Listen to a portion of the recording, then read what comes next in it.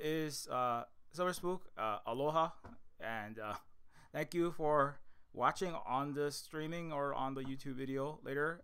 The continued Silver Spook Asia Pacific Islander Month international panel. I'm trying to interview as many possible Asian and Pacific Islanders as possible to have some other perspectives from people from our regions.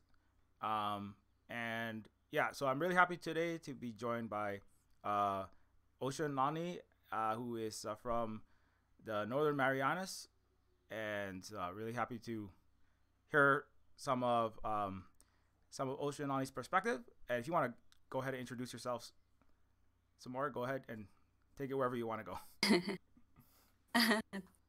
Thank you. Mahalo. I appreciate the opportunity. Hafare and aloha, I guess, to everyone, and tiro ami.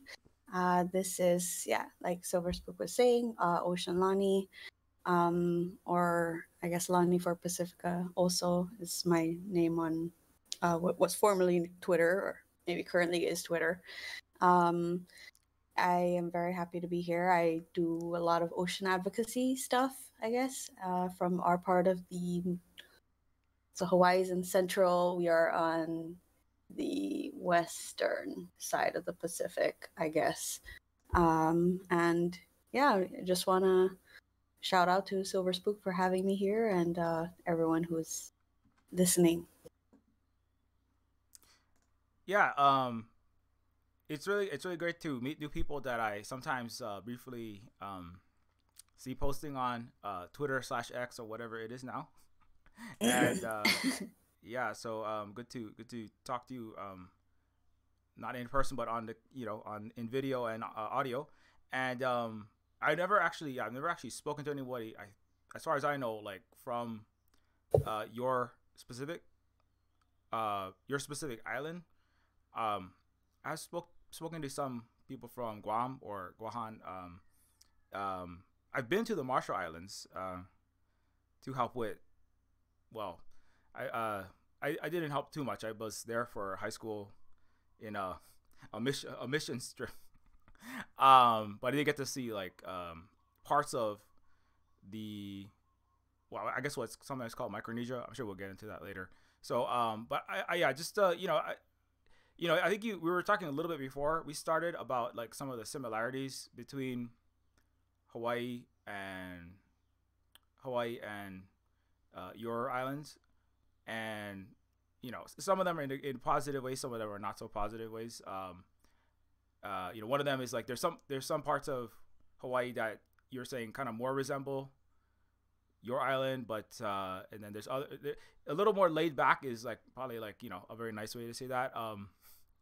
How is it like just like how was it like growing up for you, and or like when you came to Hawaii, what were those things that seem similar or different? You can just gotta take that in any direction. Just I was just interested to hear like your perspective on growing up in the Pacific, under the people that are, let's say, kind of on top of us. What a great way to put it. Yeah, I guess in so many ways we're connected, right, by all these like colonial histories, and but also about like Pacific histories, and like so it's kind of nice to see like now looking back there's like these different like lanes of connections that we've always been in, or that we were joined in together. And so we have in the DNMI, where I'm from and where I currently live, the island of Saipan is the largest island. It's not very large at all, pretty small. We are, as a territory of the U.S., we are a commonwealth of the U.S. I wanted to just make that clear. We're a commonwealth, so we fall under same as kind of like Washington D.C. and like, whereas like Puerto Rico is a territory, which is like the same as Guam, right? Guahan. And so we have all these varying levels of like colonialism throughout. And then there's also like, you want to zoom out, like Micronesia broadly, are like freely associated. And so in the CNMI, we which is a place that's like I would say like large ocean state or large ocean territory, where we have like over 99% of our like delineated border, and like our land to our sea is like water. So over 99% of us is water, whereas our land is like less than 0.1%. So it's very, very small, but it's wide. It's like we are that one chain along the Mariana Trench that is in the western part of the Pacific Ocean when you zoom out and you center the Pacific Ocean. Being that we're a commonwealth that doesn't get as much attention as like Guam or Guahan, and we're kind of like, our nearest neighbors are like Taiwan, Japan, that part of the Pacific, that side. We have like supposedly about right over 50 years ago entered into a relationship with the US, where we gave up our sovereignty to them for certain things. And so in less than one lifetime, right, less like 51 or 52 years ago now, we became US citizens. So we have US passports, we use US money, we have the US education system, which right there already tells you a lot about us, and like whether we know our own history is totally not a standard that the US measures, nor do they pass that down. And so a lot of our upbringing is centered around the US and learning about the US, and like we know more about the US environment. US very America-centric like upbringing. So yeah, grew up watching like I Love Lucy and like Gilligan's Island and like reading Swiss Family Robinson and like classic American literature is what we were taught, and with MTV and like, so it's very, I feel like we have like similarities in upbringings with a lot of islanders in places that the US has touched, where that is like built in. So the whole supremacy and everything is built into us. And it's interesting to see the way it's perpetuated island to island, depending on like both political history or like context, or like present day like migrations and things like that. So I've lived in Guahan for like on and off like 11 years, and I just moved back home in 2022, so 2 years ago now. And even Guahan doesn't have the same level of colonial programming that, like, we don't have the same level of colonial programming. Like, it is not as deep up here than in Guahan. But we in the CNMI have one protection that was built into our covenant that really affects the way I see the world and like my islands. And it's called Article 12. So our covenant that was decided, like I said, like 51 years ago, built in protections for people only of Northern Marianas descent, like our indigenous folks, to own land. And that is our biggest difference between us and Guahan, is that they didn't decide on their constitution or their, it was kind of pushed on them. They never made a decision. They're still a colony. And then us, we were given some autonomy to choose our political future, but we were never offered the option for full independence away from the US. The same as the rest of Micronesia. Like we were put together in a package with them and was like, okay, you can choose any political option in relation to us, and that's it. Like there is no not with the US. So that's the difference between us and then maybe Guam.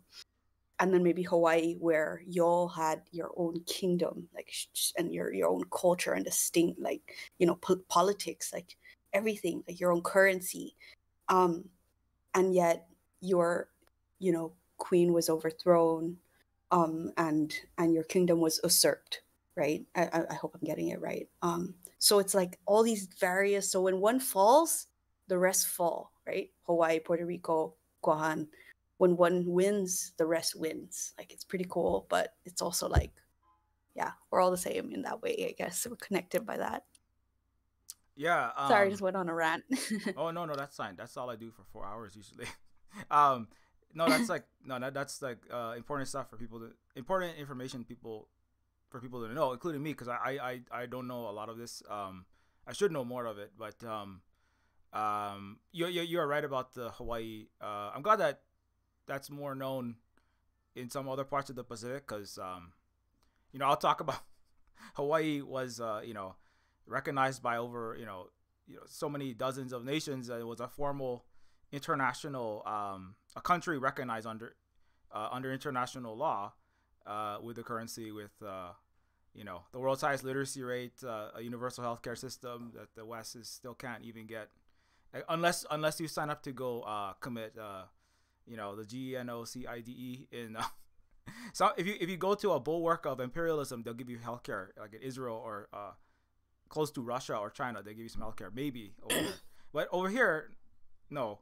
And so a lot of people don't know that. So I'm glad that's known over, even in Hawaii. A lot of people don't. People go to Queen's medical system. It's still the remnants of the, Emma Kaleleo Nalani Rooks.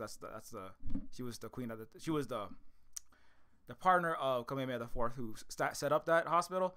And most people go there in Hawaii, they don't even know what they're going to. That was Medicare for all, in 1859.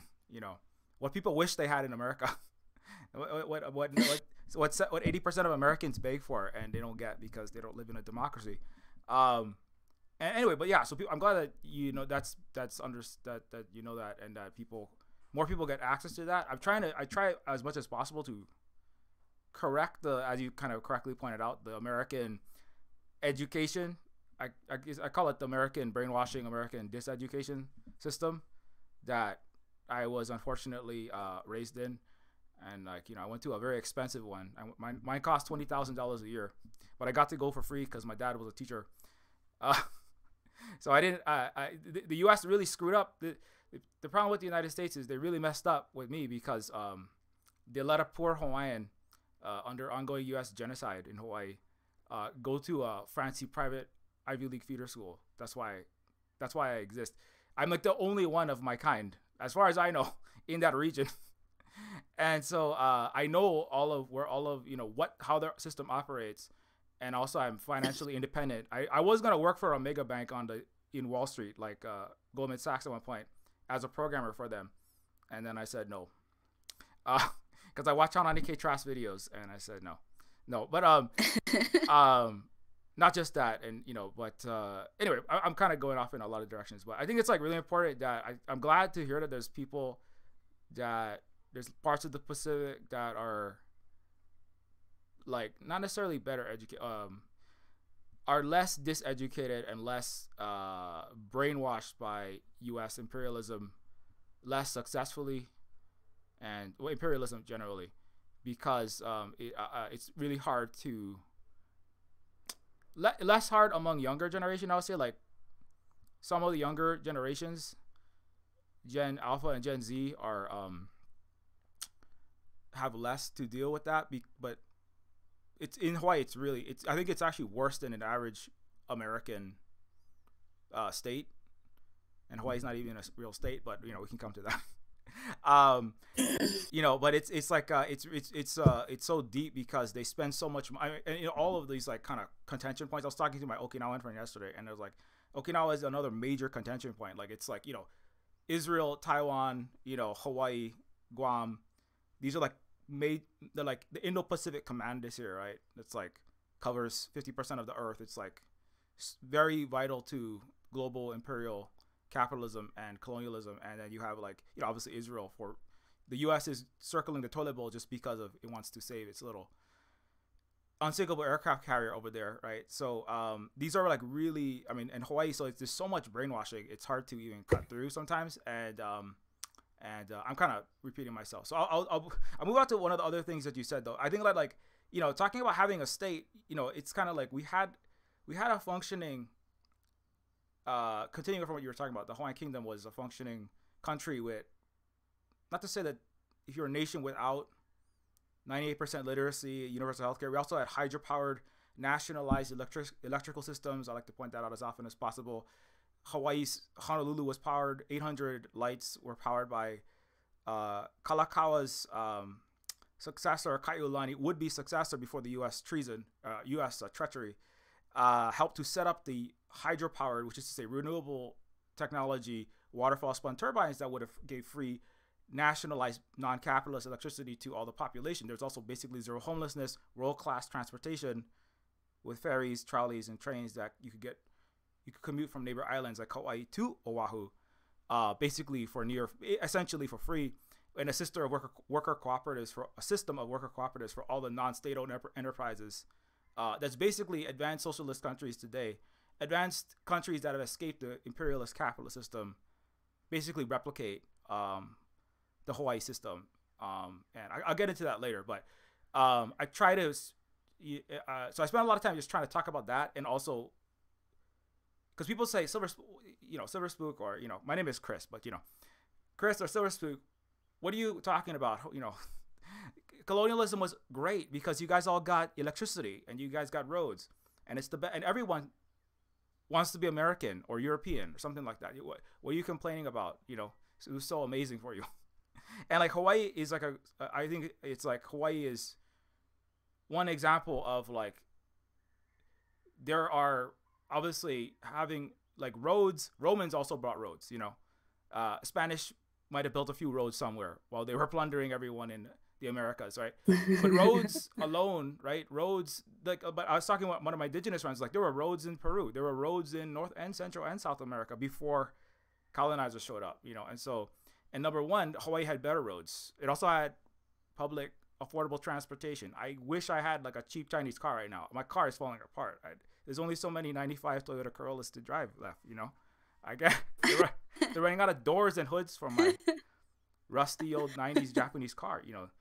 So so, you know, it's kind of like getting some material benefits, because people say, well, you wouldn't have had electricity without Britain or America. Well, number one, electricity, you know, it wasn't even invented by, you know, technically it was you know, it was a Russian.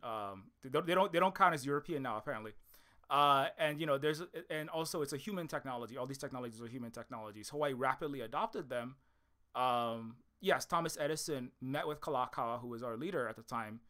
But, you know, the invention of the technology and the implementation of the technology, right? These are things that anyone can collaborate. Science is not, you know, science is an international collaborative process, right? I mean, when it's collaborative. And, you know, human beings have always spread knowledge. I mean, the Arab world gave so much to the so-called Western, so-called advanced world, like algebra, you know, a lot of chemistry, the hospitals themselves, the gauze that came from Gaza, but then we just forget about that. And so, you know, and so, like, you know, some people will say Hawaii is backwards because some Hawaiians will say that, well, we have to just live in Hawaii like it was 500 AD. And like, number one, we cannot, because there's an empire that's poisoning us to death. Number two, I mean, that's not to say that we shouldn't do also our ahupua'a. In Hawaii, it's the ahupua'a system, which is like system of agriculture that was very sustainable, very efficient. And like we try to do as much as we can with that. Here at the land that we're on, we're physically trying to get rid of all of the monocrop lawns that we're on and reestablish, you know, land that produces food and medicine with as minimum invasive and destructive practices as possible, so we don't have more lahaina's, you know, because that's one thing the U.S. did, is produce that literally with all of its mismanagement. And but at the same time, we also have to like advance into the 21st. We can't really go backward well, we have to go. We have to be rooted in the past, but also be moving into the future, as we were in the 1800s when we had the most advanced society on the earth, actually. Which I will argue. I have never met any European who can actually concretely argue to me why Britain, Spain, France, or America, in the economic, ethnic, or interracial equality, or in the technological domain, or in the literacy domain, Hawaii was the future. You know, it's still the future. It's being picked up by some other countries that are not. They're bad. They're not friends of America. And anyway, I'm not. See, now I'm ranting. So you feel free to pick up on that anywhere you would like to. Yeah. Yeah, sure. I want to maybe pick up on the Ahupua'a system.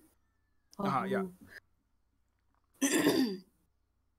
Because when I went to visit Hawaii for the very first time last year in December, I got to go visit one. I visited a farm, which I guess previously, the funny thing is what they called it before. So Hawaii is also one of those really cool islands that, and I say it a lot. I mean, my name is Hawaiian, but also for me, I really admire the nature-based solutions of ancient Hawaii society, which we base our nature-based solutions today off of. One of them being like water filtration, but also like food, like good sources of protein, good sources of carbs that are like native. And then also like community building and just like having your community be involved in like at a large scale producing their food. But it's like watershed management. So my work right now as coral reef restoration coordinator ties exclusively with what happens on land, because you wouldn't need to coordinate any restoration. Like ultimately the best thing would be that my job would not be relevant, because the coral reefs are coming and reproducing and living and thriving on their own. But because there are very negative things that are happening on the land, like land-based, like irresponsible development, like hotels tearing up the native grasses, taking away the seaweed because the tourists don't like to feel it under their feet or something like that. Historically, like this is not just like one hotel in 1 year. This is like this hotel has been doing this for 20 years, 30 years, you know. Or the developers just want to make a quick buck and they don't think about any, you know, sedimentation going into the ocean or anything like that. So my job is to basically restore in the ocean what was messed up from the land. The cool thing about where I'm from is in quote unquote remote Oceania, there's apparently different kinds of Oceania that was classified by like anthropologists or whoever back in the day. We were one of the first settled islands. So in the Austronesian migration, when the Austronesians left Taiwan, right, and they went through Philippines and that they went down through Indonesia, that was the point, right? The outer islands of Indonesia, I'm going to assume. That was the point where different groups of Austronesians separated and broke off, where one went directly north, and that was my subgroup. And then some went further down to Papua New Guinea, and then they became like ancient Melanesians. And then they went out further. One went up, and those were the ones that are like kind of like up from Papua New Guinea, which is like they went to like become the next Maori, the next, you know, Maui, and then they went and became Hawaiian. It was so cool to see how we're connected like from ancient migrations. But ours was the one that went straight up from Indonesia, so didn't go through to Melanesia. And we brought our rice culture with us. So we had still, like, we're one of the weird Oceanians that have rice in our ancient, like, rituals. But also we had, like, lapita pottery and certain other features. So when we went up, against what a lot of anthropologists and historians argued, that we didn't do that because there is no way that we could have gone straight up with the currents back then. Of course, they just like to just say because they couldn't do it, we couldn't do it, especially back in the day when there was no GPS. But we did, and so we are some of the. There's a village here called Unai Bapot, Bapot. Oh, that's funny. I didn't spell Unai. Unai Bapot. One of the oldest octopus fishing, spearfishing implements from remote Oceania are found in this bay that I grew up going to called Lau Lau Bay. It is where I have the first scar on my leg from my knee from doing a beach cleanup in like 3rd grade. My school adopted that beach. But it's also like a very like ancient place, Lau Lau, that has gotten a lot of more attention, like conservation wise. When I was about 10, I used to grow up going to Lau Lau all the time with my dad to do like, to collect like shells and like fish and like net fishing and all these things. We spent hours there, and when I was about like 10 to 11, I noticed that we stopped going there, and I asked my dad why. It's because now I know why. He said something happened with it. It's different now, and so he didn't want us to go and see the huge algae blooms that happened because Lau Lau Bay Golf Resort or golf course was built during that time. And what they did was they used all these fertilizers that had like effed up stuff in there. And of course, after a rain, the fertilizers washed into the bay and caused huge algae blooms, and it suffocated the coral reefs, and it caused like the things that we ate there to, bioaccumulate toxins, but also to just either die or like live differently. So we stopped going there for like 15 years, probably 20 years. And now I know the history of this bay. I know why we had to stop, and I'm glad we did stop, but it sucks that because of some developer, some golf resort, golf course, doing something for them, probably a very insignificant decision. Oh, fertilizer. Oh, weed killer. An insignificant decision. Like, your golf course is on the side of a cliff where it's going to go into a bay that is ancient and historic and one of the earliest settled places in remote Oceania. And you caused this huge damage that affected so many families without even thinking, like not even like the brain cell was just not there for it. And that kind of like that tied into, for me, the Opuaha system, because your system does mountain to sea, right? Mauna to Mauka? Makai. Mauna to Makai? Yeah. Oh, Malka. Okay. Malka to Makai. Malka is mountain. Makai is the ocean. Yeah. Sorry, there. Yeah. And that is exactly what, I would one day love to respectfully, of course, recreate here, because we've kind of lost that touch of watershed management. And I know Hawaii is also trying to like regain their former glory and systems management, like in that way, where if you can manage your natural resource, manage what people do on the land from the mountain all the way down wherever the water washes up, then you don't really you shouldn't, in that case, lose lose your reefs in at such a rate that we are seeing our reefs being lost today.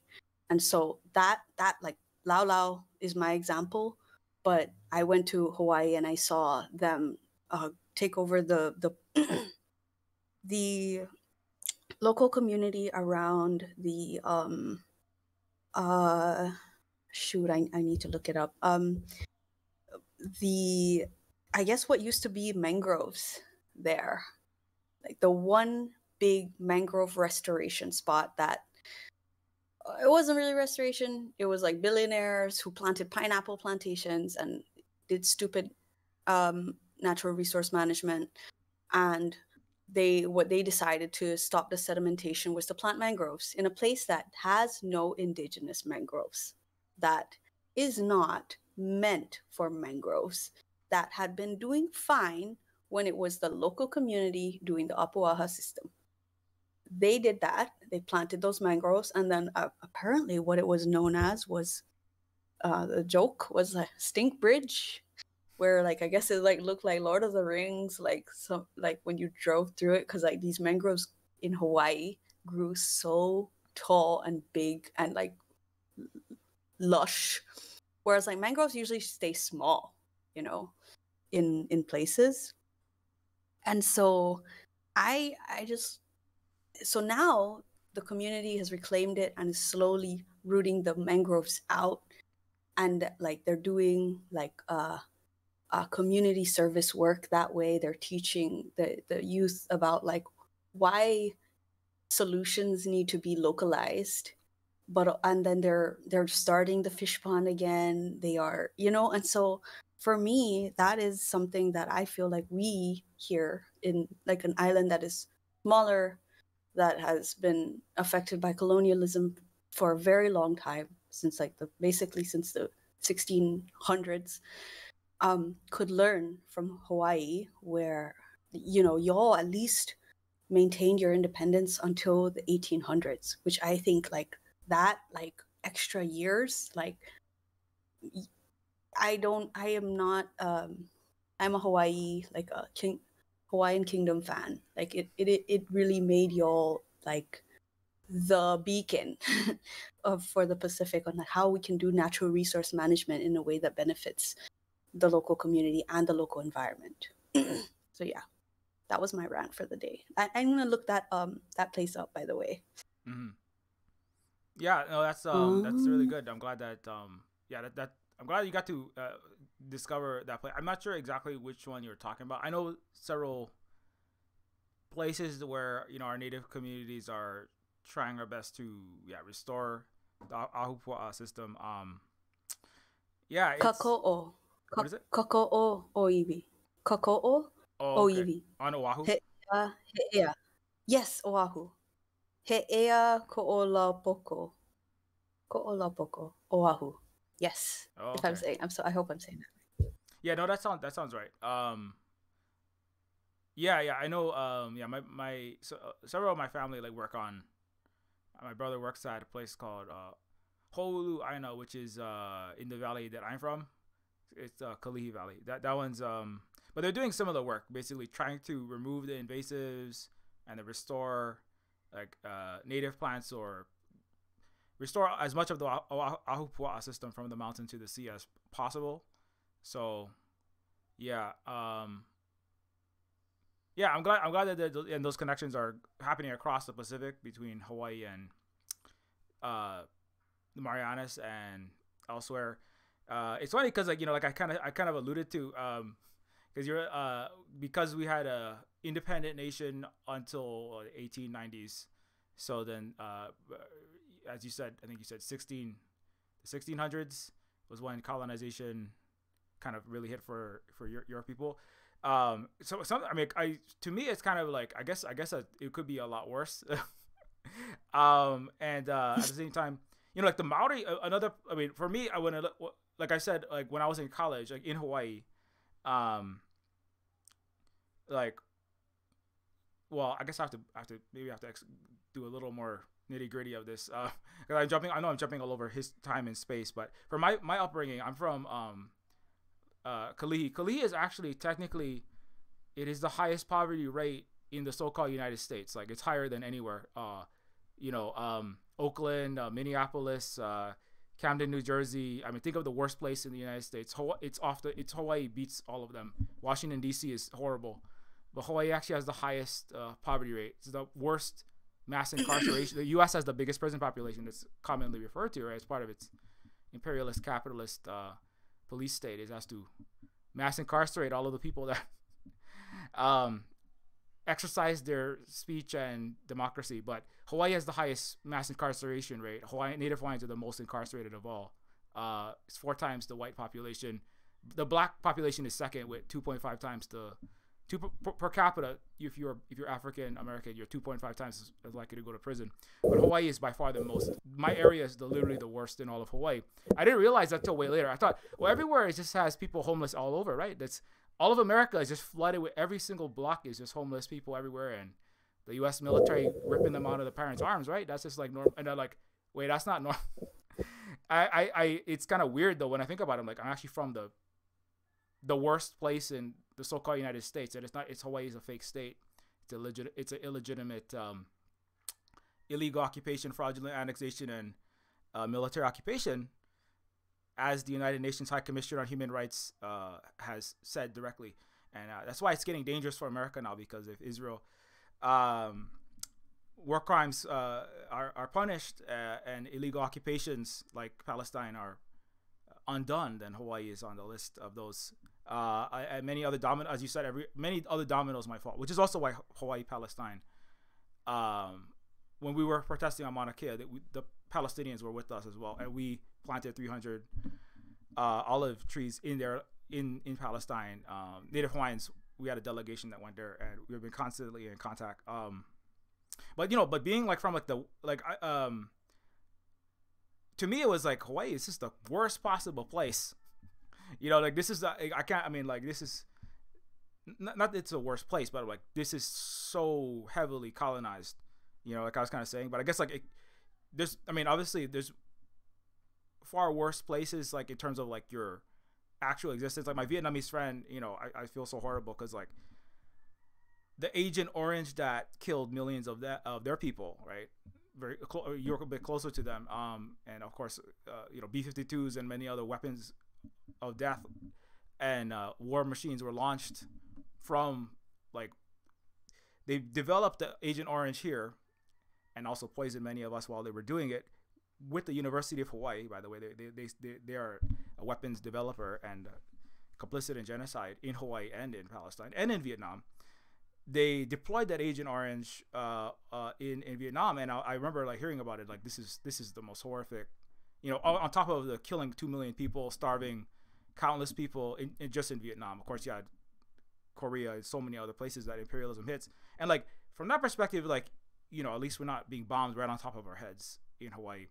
But at the same time, like we're all in terms of inside of what sometimes is referred to as in colonialism, the empire that is doing the colonization. We're kind of like, are we in the empire or are we in the colony? We're kind of like right in between that. A lot of Pacific Islands where we're not exactly feeling the worst brunts of like where the empire is actually enacting its worst death and destruction, but at the same time we are the number one cannon fodder. Hawaiians are like the number one most represented in the military, because they brainwashed so many of us, right? And like half my family is like signed up to go kill people in Vietnam, Iraq, Afghanistan, you name it, right? I have Hawaiian uncles that are like celebrating the deaths of Palestinians, right? And then all the queer and women cousins are like, what are you doing, right? And that's a whole nother layer of the destruction, which is like turning the native into the new colonizer and then sending them off to do the same thing that they did to you.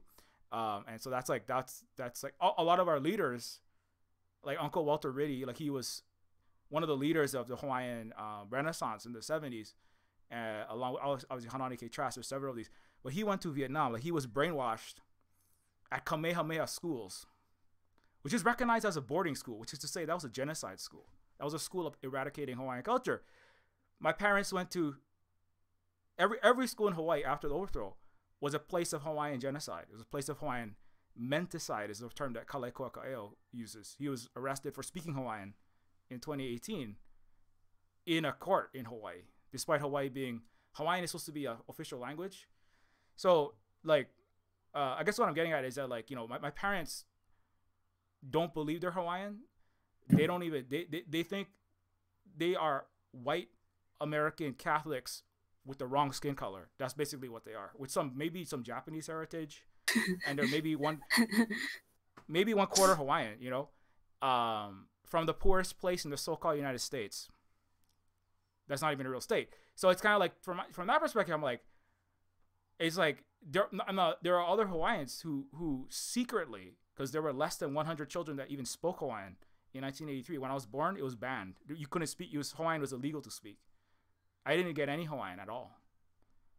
We got a coloring book, right, of like a Hilton Hawaiian village. Like I got a coloring book of some U.S. colonizer, postcard propaganda about half-naked savages, and we got to color that in for like 15 minutes in 5th grade. That was all the Hawaiiana week. It's called Hawaiiana class, where we learned about Hawaii. Everything I just said about the most advanced country in the world, leading a socialist anti-imperialist path, inventing subaquatic vehicles that were going to be a military threat against the U.S. and the USS Boston, and that's what Kalakaua was actually working on, was a U.S.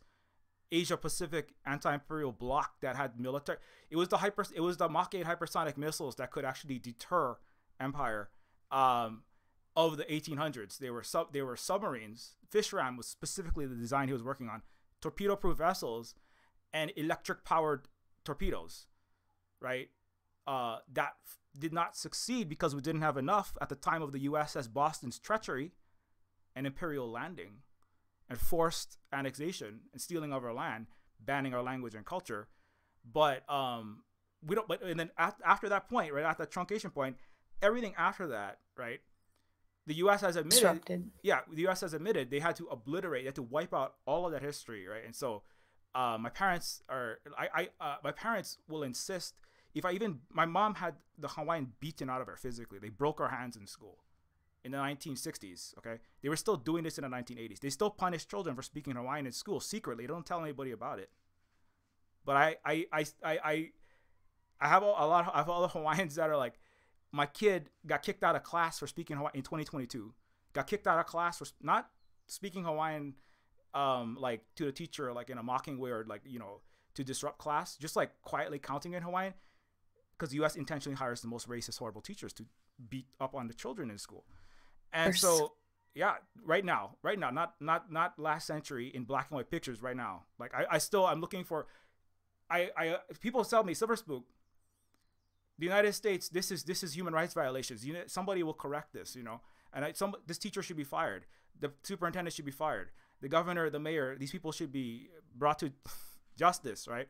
And I'm like, I post this person's the Holly has the links to it. I shared this person's picture as much as I can on every social media I possibly could. There was nothing, right? Hawaiians, children. My sister used to work at a Hawaiian mission school where they're supposed to learn their culture. They forcefully defunded her. Basically, like, they defunded her school so much that she can't even work there anymore. She's gone, right? We have 20,000. I think approximately 20,000 Hawaiians. We went from like 30 to 100 Hawaiian children speaking Hawaiian in 1986. Now we're at maybe 20,000. And the U.S. is still, as much as possible. I mean, there's a lot of celebration, but for me, I'm watching this. I'm like, the U.S. just wants to wipe us off the map still. The U.S. is in a war with us.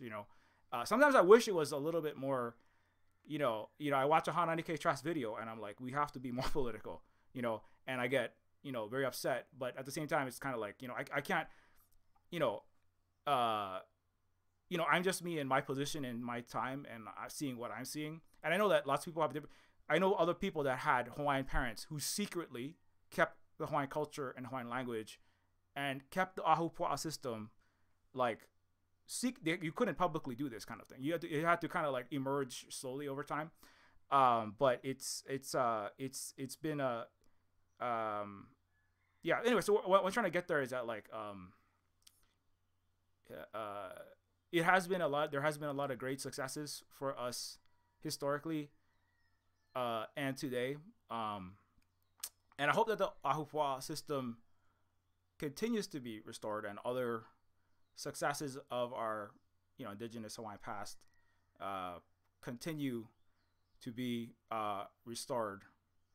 Um, but I don't know. There's I forgot where I was going, but basically like there's so many this is one of the reasons why I bring up like we have to keep doing that environmental restoration while also and trying to resume those systems.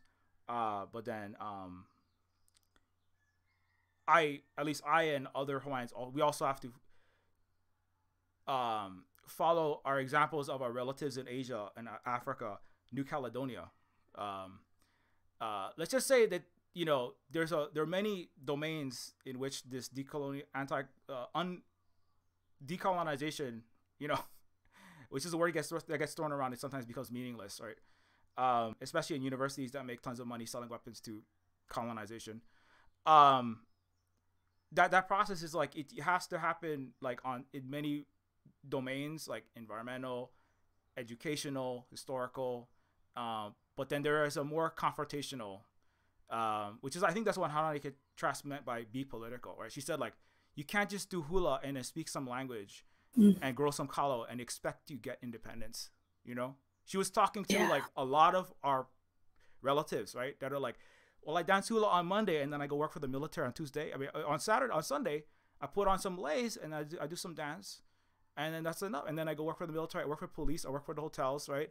And then I go work for Wall Street, and I work for the University of Hawaii that's making Agent Orange to kill this entire planet, or Agent Orange 2. They literally moved like 10. They're going to put 7 U.S. military telescopes read U.S. missile sites on Haleakala. They just were talking about that today, like this past month, right? And radio silence from a lot of some people. I wish it was not, in some ways, Anyway, this is like I know this is a lot. I'm just like throwing a lot at you right now, but but long story short, it's like in some ways we're way ahead, but sometimes I think about it, and I'm like, I look at other people. I look at Cuba. I look at, I don't know, many African countries. I look at even New Caledonia. I look at Vietnam, and I'm like, holy, you guys have like universal. You guys have Medicare for all. You guys have affordable housing. You guys have actual independence. And you guys pay. I see all my homeless family all starving in Kalihi Valley. They're all being rounded up by the cops, thrown into the military, and I look at Vietnam, and you guys like have none of that, and I'm like, how do we get there? And anyway, I'm sorry, I'm just like I'm everywhere. No. Yeah, I sounds a lot of shared and also like unique traumas from all of this history, and like I think that when you first learn, like you were talking about how like before, like you didn't really know about it, like you almost had to like step into like being politicized in a way, because so much of it is like us like just like brainwashing, but like the brainwashing is like a blindfold, and like it has to be like removed from your eyes by like, if you don't experience it yourself, like it has to be removed from your eyes by like actual life experience. If you've never experienced it or like seen it in another similar place, I guess, then you just wouldn't know. Like the awareness is just not there. It's like and then when you first learn about it too, that's like a very like crucial time, I feel like because like that the moment of like getting to like like in chemistry they call it like activation, right? Or like you need the specific amount of energy to activate this chemical reaction to happen, like, and if you never hit that activation energy, then the reaction just doesn't happen. But like if you do hit it, then from that point it's like determined by like your upbringing of like what you do. Like, are you going to get mad? Are you allowed to get mad and show anger? Or have you been conditioned by society to stay quiet? Like, or do you take that anger into yourself and become depressed?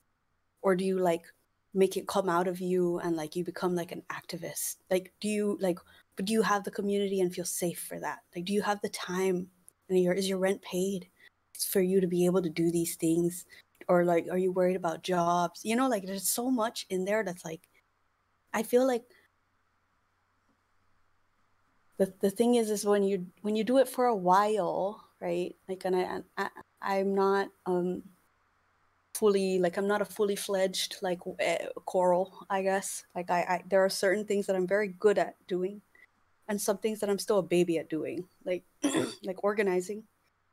But like when it comes to like, oh, the military is going to do this new, they're applying for a permit to do this new whatever, and they have to put out a required environmental impact statement. Even just those words, like, super traumatic.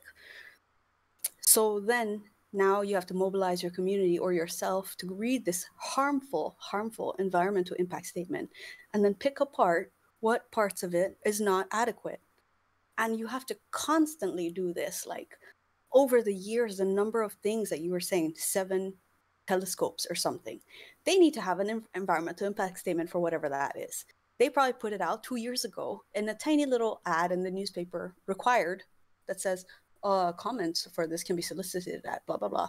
And it's on the person that is a land or ocean defender in their area to know about it, to have the time to read it, to understand it. Like, you need like education, like major education. You need to be like a total nerd and know all these acronyms and jargon and scientific stuff to be like, wait a minute, the area they're saying here is not equivalent to what this statement's saying of destruction. Like, the scale is not at all. Like, they're talking 6,300 hectares of reef destroyed or something like that, and they're saying it's a negligible impact because blah blah blah.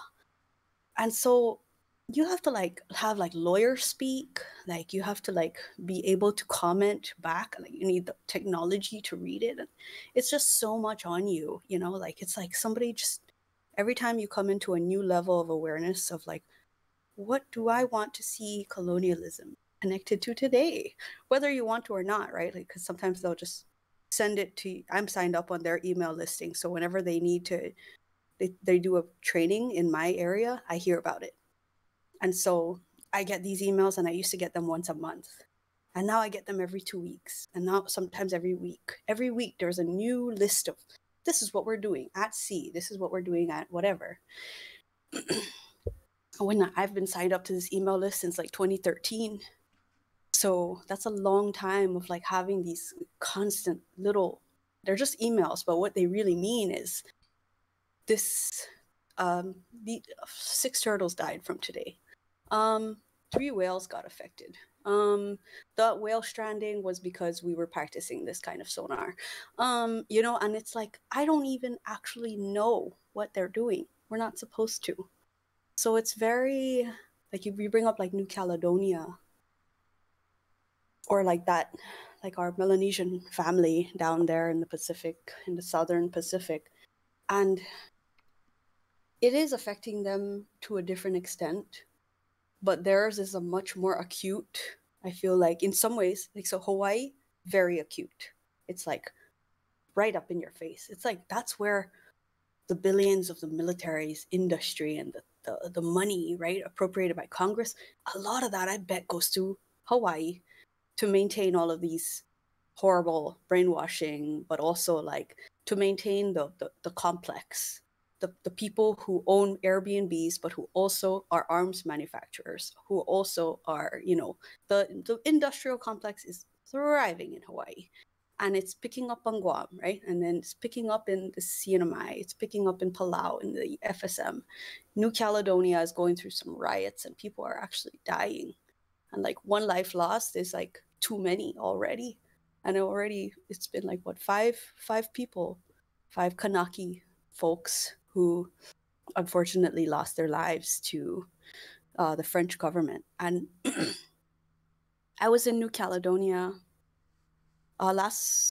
in March for a deep sea governance forum. It was the very first one that they've had, or platform, they call it. It's a conference, but they call it a platform there. I guess it's a European thing. And I don't know that they knew who they were inviting because whenever I come to an event and if there's a government, I just disclose. If I have to send my slides or whatever, I just send it. And I'm like, okay, you know what I'm going to say? I'm going to say it. When I speak for anything sanctioned by the US state, they will cut off what my speech says at certain times, especially if I mention the military, because I did at the Our Ocean 2022 conference in Palau. They put me on the stage in front of like the most people I'd ever been in stage in front of. And I gave a talk. And in the last 2 sentences, I made sure to like really hit it home with like military buildup and militarization of the Pacific and like wanting a peaceful Pacific. And they cut it off in my YouTube video that the US Department of State like then puts clips of everyone's videos up and speeches. They cut off those last 2 sentences. I went to New Caledonia, sponsored by the French government and the New Caledonian governments. And they didn't know what I was going to say, but I was basically blasting the US for exploring my house without including me or telling me or my notification or my inclusion. The US has led through National Oceanic and Atmospheric Administration has led deep sea expeditions in the Marianas. 0 Marianas people on this included, CC'd in the emails. I don't know. We're not told because they own a majority of our EEZ. We are not allowed, like being in this governance forum of the deep sea, hearing like independent countries like Tonga, Samoa, Cook Islands talking about what they're going to do with their resources, whether it was good or bad, or, some people have thoughts on deep sea mining and what. I think my speech or my remarks really struck a chord with the New Caledonian Kanaki and the Wallis and Futuna people, because I was talking about how like we're not told of things that happen, and we're so like insignificant to our colonial occupier that they don't need to, in a way, like for them, they don't need to. And so they also had people, the French government, explore and map their deep sea for the resources that they had twice. And they found out about it afterwards. And they were saying like, well, it was a little violent after that. And I think about that and I'm like, if that happened here and we find out about it, like, would people really care, and would they comment, would they show up to the meeting, because in Guam it's not really like that. Like it's become a lot more since FESPAC. Like FESPAC at Guam, before FESPAC, the Chamorro consciousness was not as awakened as post FESPAC, where it was like, wow, we're exposed to these Pacific cultures that have their sovereignty, have their autonomy to some extent, right? Different levels of colonialism in every place, but they kept their cultures, or they kept what they could, or they are continuously keeping. And like the consciousness was awakened in Guam with the fake missile alerts, which also Hawaii had, and then FESPAC happening. And I didn't know that those were the 2 things that activated the consciousness of a lot of advocates in Guam, until later listening to a podcast where somebody said it. She was like, I was in high school. We received an alert. We were going to get hit by a missile or something like that. It was a changing moment for me in that moment, right? And so like going all the way back to what I was saying at the beginning is like how you were brought up, like whether you're proud of yourself and your people and your place, whether you have that like intrinsic identity, or do you just take on what the US gave you without question? Like where you go from that moment, are you going to be angry? Are you going to take it out in your advocacy? Are you going to bring it with you wherever you go and like say it and include your friends or your what is it, accomplices in there with you? Like that's all like on us. And it's, I guess it's, if you think about it, it's like it's always been, even on like our ancestors, and how they reacted was how they reacted. But it's like it feels unique today. Like it feels urgent, but it's not as acute maybe as some places. I would never want somebody to, for us to lose lives over these things. But I hope it never has to get to that point. But it's like also like the US makes it so that it almost has to like get to a certain point, right? Where before they actually like, oh wow, we actually maybe messed up a little, or I don't know whether they have that conscience. I really doubt it. But Yeah. Yeah, the I again yeah, I also definitely agree.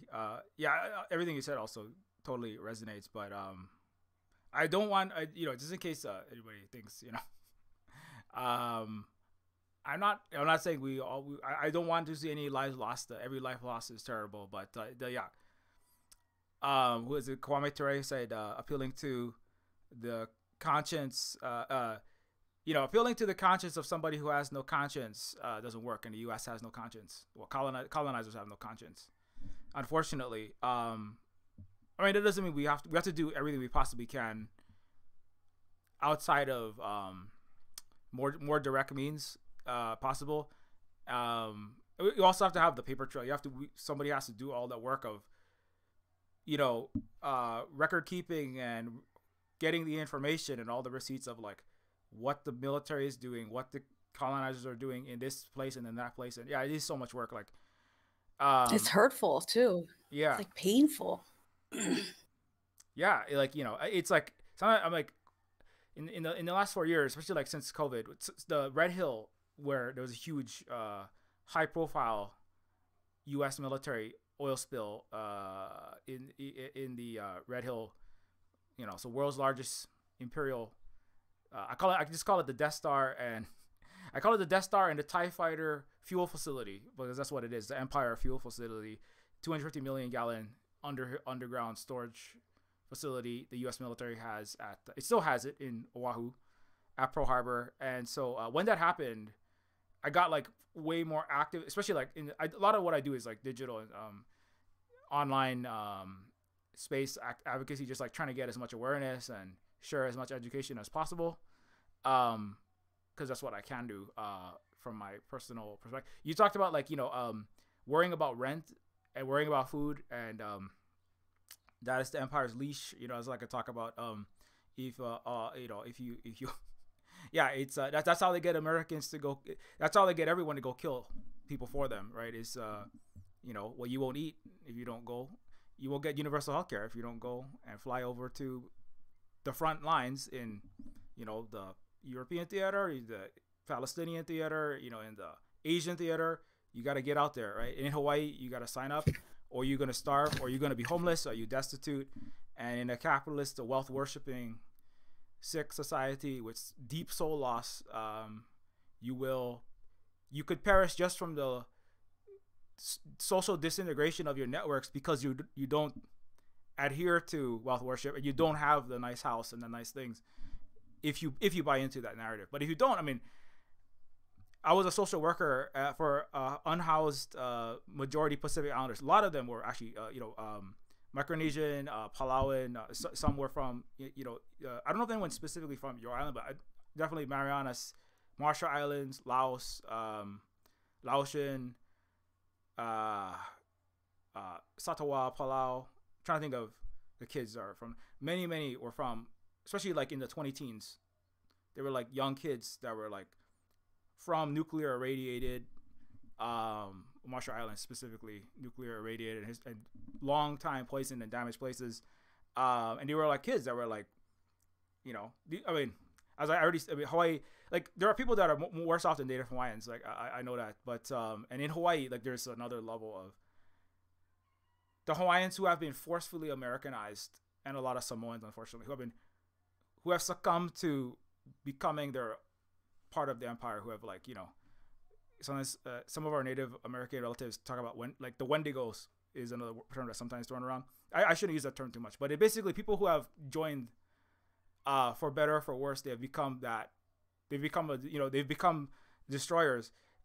They look down on, unfortunately, internally in Hawaii, a lot of their own relatives, and some of them, like someone they only recently came, and that's really sad to see. Is like, our own people as cops rounding up other Pacific Islanders because they've been brainwashed, and then saying going home and being like, I love America, it's the best thing ever. They got it's disturbing. And so like that's an internal fight that like Hawaiians, like we have to fight to not lose more of the soul that we've lost, to come to that. And so that's been like so while I was doing social work, though, that's like my video game is where you play a social worker for unhoused. It's like a science fiction game, but it's basically it's Hawaii. It's just I was gonna call it like science fiction Hawaii, but nobody would buy it. So it's called Neofeud because it's there's like princes and queens, and I watched a lot of Game of Thrones, and and I like science fiction. So there's like homeless robots and there's homeless discarded. It's like one of those cyberpunk futures, but like I was a social worker for these unhoused, at-risk Palauans, Marshallese, Native Hawaiians, all the Pacific Islanders, Guamanians. The cops are like rounding them up. They're all like getting the highest poverty rate, trying to help them like not join the gang and just be a parent for them, because they were living like 40 to a house in this area. Like that's the average in some areas. Like it's like you have entire communities living in like one house with no water. There's like no hot water. It's bed bug ridden. 30% of the kids I was working with was just homeless. It's the highest homeless rate, right? And so I had to like part of the game was you're saying like what do you do with that rage, right? Or what do you do with the pain? And so some of that, like I was like, I'm gonna make something creative with this, and it's kind of lampshaded. It's lampshaded, but hopefully I was like, hopefully this will communicate to as many people as possible, like this experience of like the problems with this capitalist colonialist system, the race of the prison industrial complex, right? Like I talked about, like one of the main character is an ex-cop who like refused to shoot in like innocent people in the United States, and now he's trying to be a social worker, but the social work system is stealing marginalized children, right? And giving them to white parents. Right? Yeah. Hang on one second. Okay. I just will step out for a second, but I will be right back, and I have a question for you actually. Okay.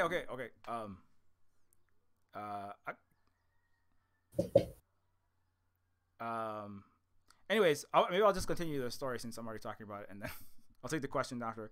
But yeah, so Neofeud is a game about my own experiences as a social worker and a STEM teacher for those unhoused kids and at-risk kids, and the prison and police and military industrial complex that I spent 2.5 years working on, and does support everything that we do here at the Silver Spook Cooperative. So if you have a second, do check it out on Steam and on itch.io, because without it, we have to worry about rent, and then it makes it really hard to do the work that we need to do when all the jobs we can get can fire us for saying too many things against the colonizer that is illegally occupying us. So there you go. There's a Silver Spook. There's a Silver Spook in video ad. Also, I'm gonna read some of the comments maybe.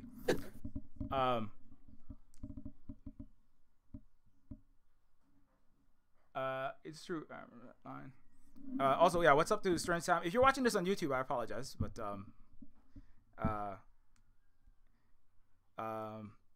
hey, welcome back. Thank you.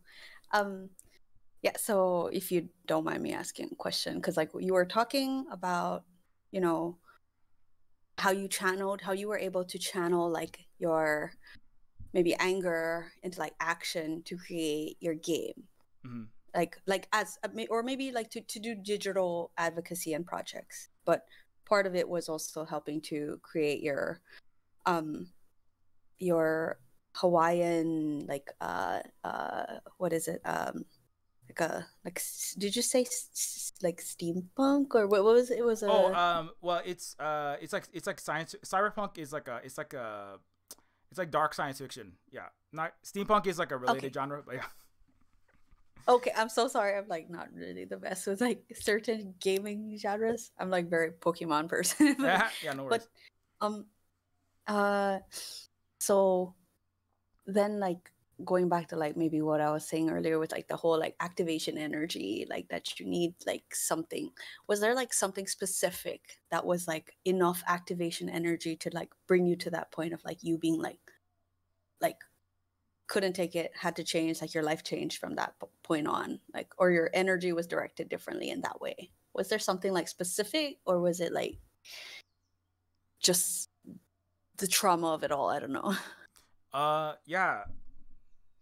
Mm, yeah, there's a lot of points. There's a lot of points thinking back. I just been like so upset my whole life, to be honest. It's just a long, it's a long series of category five, category five colonized rage storms, and then the occasional category seven hurricanes. No, but it's like um okay, well, I'll try to make this. But you asked me. I'll try to see if I can figure it out where that comes from. I don't think I've ever been asked that question.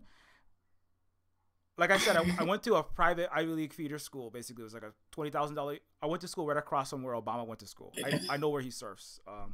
That's not a threat either. I don't know where he lives. I'm not saying anything bad. I'm not saying anything. That's not. I just say I know where he went to school. I know where he in Hawaii. They say where you went to school. That's what they say.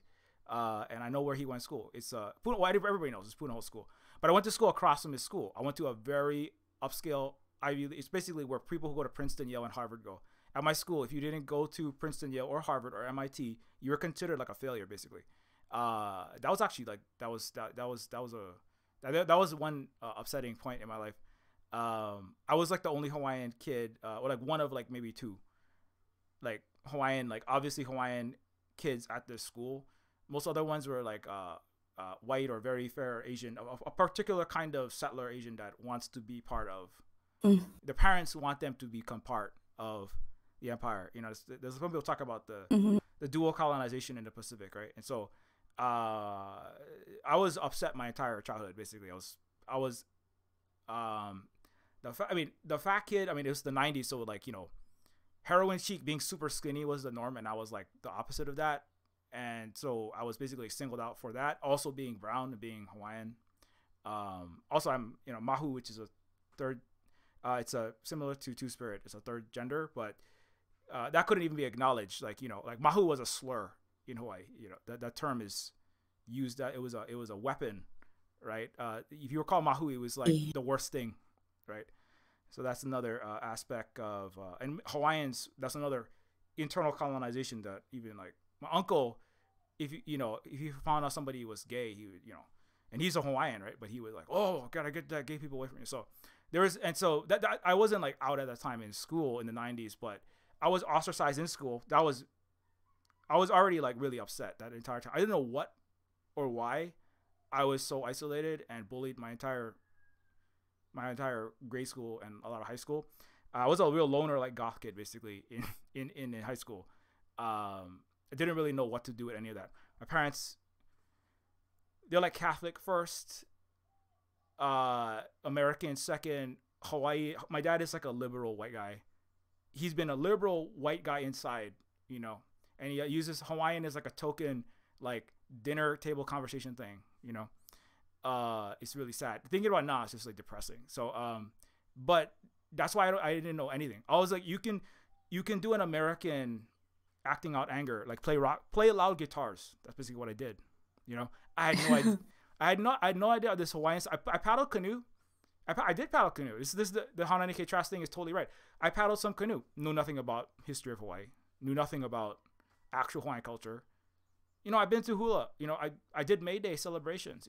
I saw the Hawaiians marching with the I think I was Maui one time. We had but this is American Rainbow Empire. Right? You have a little token representation here and there. you know, and then just march off and do your stormtroopering and don't ask too many questions. So all my childhood, I was really upset about something, and that manifested in playing a lot of guitars, being a weird video game nerd, isolated hermit person. I said, you all don't like me, I'm going to be alone and play games. That's part of why I got into computer science. I got a computer science degree later, but I was basically like a loner for most of my childhood. And like, I'm from the ghetto, right? So I'm from the ghetto, but I went to school in like the Hamptons, like the richest place in the US, literally. The CEO of eBay. Like the inequality. Right, huh? The inequality of it. Yeah, that's why, I mean, like, cyberpunk it's, you know, just to explain a little bit, it's a science fictional genre of, like, it deals with, like, the extreme inequality of, like, especially, like, the Reaganomics era, you know, where, like, the difference between rich and poor got a lot greater, like, within the context of the United States, right? From American white man's perspective, things got really bad in the 1980s, you know? And that's the perspective that my dad has, because he has an internalized American white man perspective. Like, he hangs around with white man perspective. He hangs around with tenured 70-year-old white man professors from the University of Hawaii. That's part of why he's colonized. Right? Oh. So you know, yeah. Later on, I'm like, oh, it makes total sense now, because that's his friends group is like the, you know, PhDs in engineering and these like ancient Cold War era, you know, white dudes who have $2 million, you know, giant properties in Kailua, you know, in the nice parts of Oahu, you know. And so that's that. And so I now it kind of makes a little more sense. But he's from the ghetto, though. He's from the poorest place in the United States. And so that was like, so my friends in the neighborhood were like living 20 to a house, eating ramen for dinner every night. All they got is Spam. They like, the average life expectancy is like 39 among the demographics that I live in. Like, it's the diabetes is like everywhere, you know. And it's like, everything's falling apart. The water comes out with jet fuel in it, and it's like, oh, what is that? I don't know. You know, it's probably just used the wrong brand of Vaseline. That's probably why you got rashes and your baby's all going to comas. That's basically what, you know. And they like joke, oh, there's lead in the water, ha ha ha. All the poor people have lead, and all the Hawaiians have lead in the water. Good for them. It's like, it's disgusting. But I would go into an ancient Toyota even in that time when I was little, get shuttled off to the school where, like, you know, Larry Ellison's kids, like the richest people in the planet's kids, go to the school, right? I go to school with these the billionaire brat children, basically, and wannabe, you know, boba agents that's gonna go to DC and then come back and, like, you know, be good puppets somewhere in, I don't know, Hong Kong or wherever they're gonna go. They're gonna go be assets, Asian assets for empire.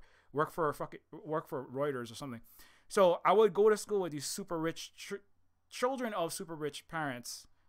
As a Native Hawaiian from a ghetto, they would make fun of me for being poor and for being Native Hawaiian. And I didn't understand exactly all what was happening. Now I understand why. So I was basically, my entire childhood, I was just like burning with rage, not manifesting in any way productive. In college, I had no idea what colonization meant. I went to a $20,000 a year fancy school. I went to Evergreen, actually. Interestingly, it's the one school that, like, was anti-war the day after 9/11. It's like, it's a very weird school. It's a 60s holdover school. They jacked the tuition up at Evergreen to like 2.5 times. I couldn't afford it the next year, because they were anti-war in 2001, right? So the U.S. defunded their school, basically. I came back to Hawaii, and then I was going to school at UH. I had no idea about anything. I was just like, I'm gonna be a programmer. Maybe I'll play music. I'll work for some bank, or you know, just, you know, I'll be a high frequency trading algorithm programmer for Goldman Sachs. That's literally one thing I was gonna do. Basically, program algorithms to do, you know, make economy scream, or program drones, you know, or something. I might be blowing up one of your islands, unfortunately, if I had followed that path, or my own island possibly. And I did it, but like, it was actually the Maori professors who were visiting. Like, one of them was Albert Wendt, who was like they call him the grandfather of Pacific literature. You know Albert Wendt? So, and he was like a key figure, because he and there are several other Maori professors, they were like, did you know you were colonized? You know? So, and I was like, what is colonization? That's like in Aliens, right? Like in Aliens, the colonial marines, that's like, they fight those big creatures. So I like science fiction, right? I was like, that's colonialism to me was like when people in Hollywood movies shoot at aliens. That's the closest thing I could. That's the closest association to colonialism. I had no idea any of this stuff. But then Albert Wendt was like in the class. We read like Mango's Kiss. We read like a lot of his literature, and I was talking to the professors, and they're like, we had Tahitian. We had really French colonized Tahitian visiting professor. I remember she was like, she was like very fiery about it. Like New Caledonia is also French colonized. They're more. Mm-hmm. I don't know what it is, but I feel like French colonization is more in your face. It's more brutal, and the people. I shouldn't say like which one is better or which one is worse, but like there's something. I remember she was like, "You have to fight back against this." She's like staring. I remember she like stared in my eyes like, "You have to fight back against. You will do something great someday. Wow. You have to do something." And like Albert, and I was like, "What am I gonna do?" She actually she singled me out. You were like. I was like, what? Yeah. And then, but yeah, it was like the Maori professors that were like, you were colonized. You know what that means? I don't know what that means. What does it mean? And so we were reading about it, and I still didn't really get it, but I went to like several classes in a row with, again, these were visiting Maori professors. They were only there for like, I don't know, a brief window of time. If I missed them, if I went to school and I maybe I'd be shooting missiles in Palestine or something. I don't know what I'll be doing, like target seeking for someone. I'll be like practicing nuclear. I'll be doing programming for some huge, generative AI, open AI system. I don't know, making weapons of death probably, sadly, or hopefully not. I don't know. But I remember like that was a key point because they said like you have to fight back against. This is the system. Like colonization is a major problem. This is what has happened to you, and you are a native Hawaiian, and that doesn't mean like, I remember walking on a college campus and just being like, what am I? I thought, what does it mean to be a native Hawaiian? Like my parents don't speak Hawaiian. My parents don't even know. I paddled sometimes. Wow. I don't know. What does that mean? I remember having existential crisis on the college campus. And then at some point. Are you like the only child? I'm sorry, I have to ask you. Like, are you? I'm not an only child. I'm like, it's me and my brother and my sister. Like, they're like. Are you the oldest? I'm the oldest though. Yeah, I'm a Zenio. I'm like 1983, right? I'm like right on the cusp. So, like they're younger than me, and my sister, like I said, she has a Hawaiian language degree, and so she went to UH Hilo, which is not university. She's not University at Manoa, but and so she's a little bit in a different place. My brother, like he works with like a restoration. At least a project that's like trying to do restoration, but maybe I'm the more lost one of them. I don't know. But I feel like for my generation, like we were like, I don't know. I was born at a place in a time where like I feel like the control was like so in a positive light. It was the control was so extreme in like that point. That might have been the peak might have been in the 90s or maybe the noughties. Nowadays the younger generations are like less, like I said, like they're less the brainwashing is less successful, in part because of the work that has been done by the 70s, 80s, and 90s Hawaiians to establish Hawaiian language schools, establish some amount of Hawaiian pushback. And the Haunani K. Trask gave that speech in 94, and she was like the unhinged, like, she's a tinfoil hat. She's just nuts. Don't listen to Haunani. She gave that speech. A lot of people listened to it, right? We are not American. We will die as Hawaiian speech. I see some people it's iconic. Right? I mean, people around the world I see share that everywhere. I've had so many conversations. Just like, I love sharing that video because it's like everyone resonates. Everyone kind of like knows that one. But I think a lot of people don't realize is like, I was in high school during that time. I didn't even hear that speech. I had no idea that speech happened. A lot of the people around her, right? Even a lot of fellow Native Hawaiians. I mean, not because like they wanted to, but she was alone. Not she was alone, but the majority of Hawaiians, for better or for worse, were not behind her. My dad said, "Oh, she's some crazy lady." Yeah. There's the Osorios, there's Haunani Trask. Those are crazy ladies. But we just gotta, we gotta stick. Don't make waves.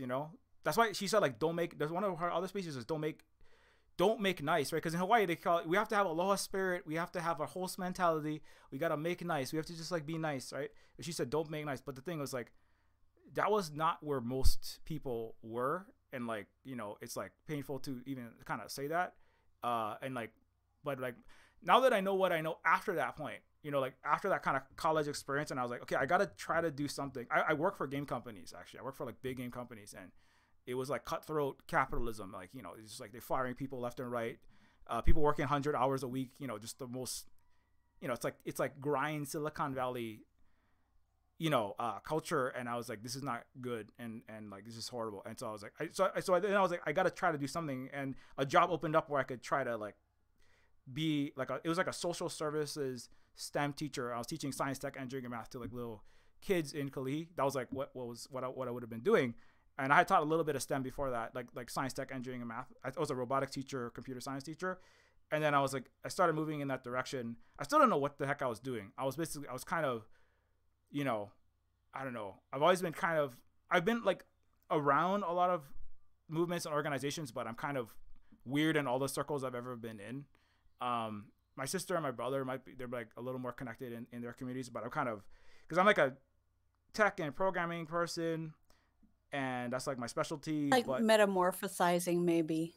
Yeah, and anyways, I know it's a really long story, but it's like it's I hope that answers something in your question. I don't know if it does. No, it did. It did.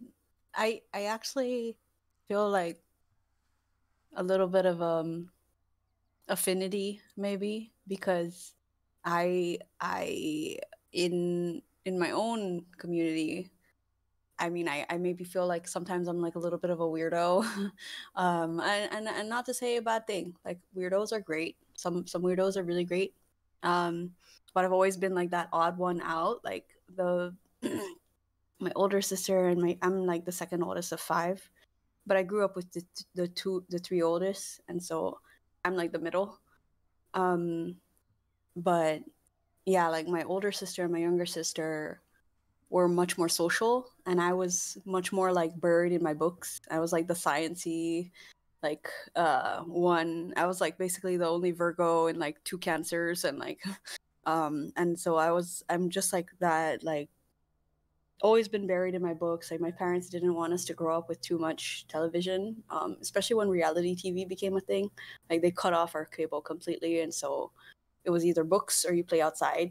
And I didn't come from a affluent family, so I played outside, or I would go outside and read my books outside. And that kind of made me like that, combined with like my interest, my brain made me like a little bit like the odd one out every time there's like, because like if you talk about like, I mean, I don't know if you wanted to like we've been talking about intersectionality this whole time, but like intersectionality wise, like being Chamorro, which is the main indigenous population here, the other one being Wafalawash or Carolinians, like who you were referring to when you said like Satawal and like the outer islands of Yap and Chuk, or like the Carolines, right? And so growing up in like a very multicultural place here in Saipan, but like coming from like going to public schools, but not being from like a wealthy family, like, so like that changes things, because like even though I went to public schools, and I went to great public schools,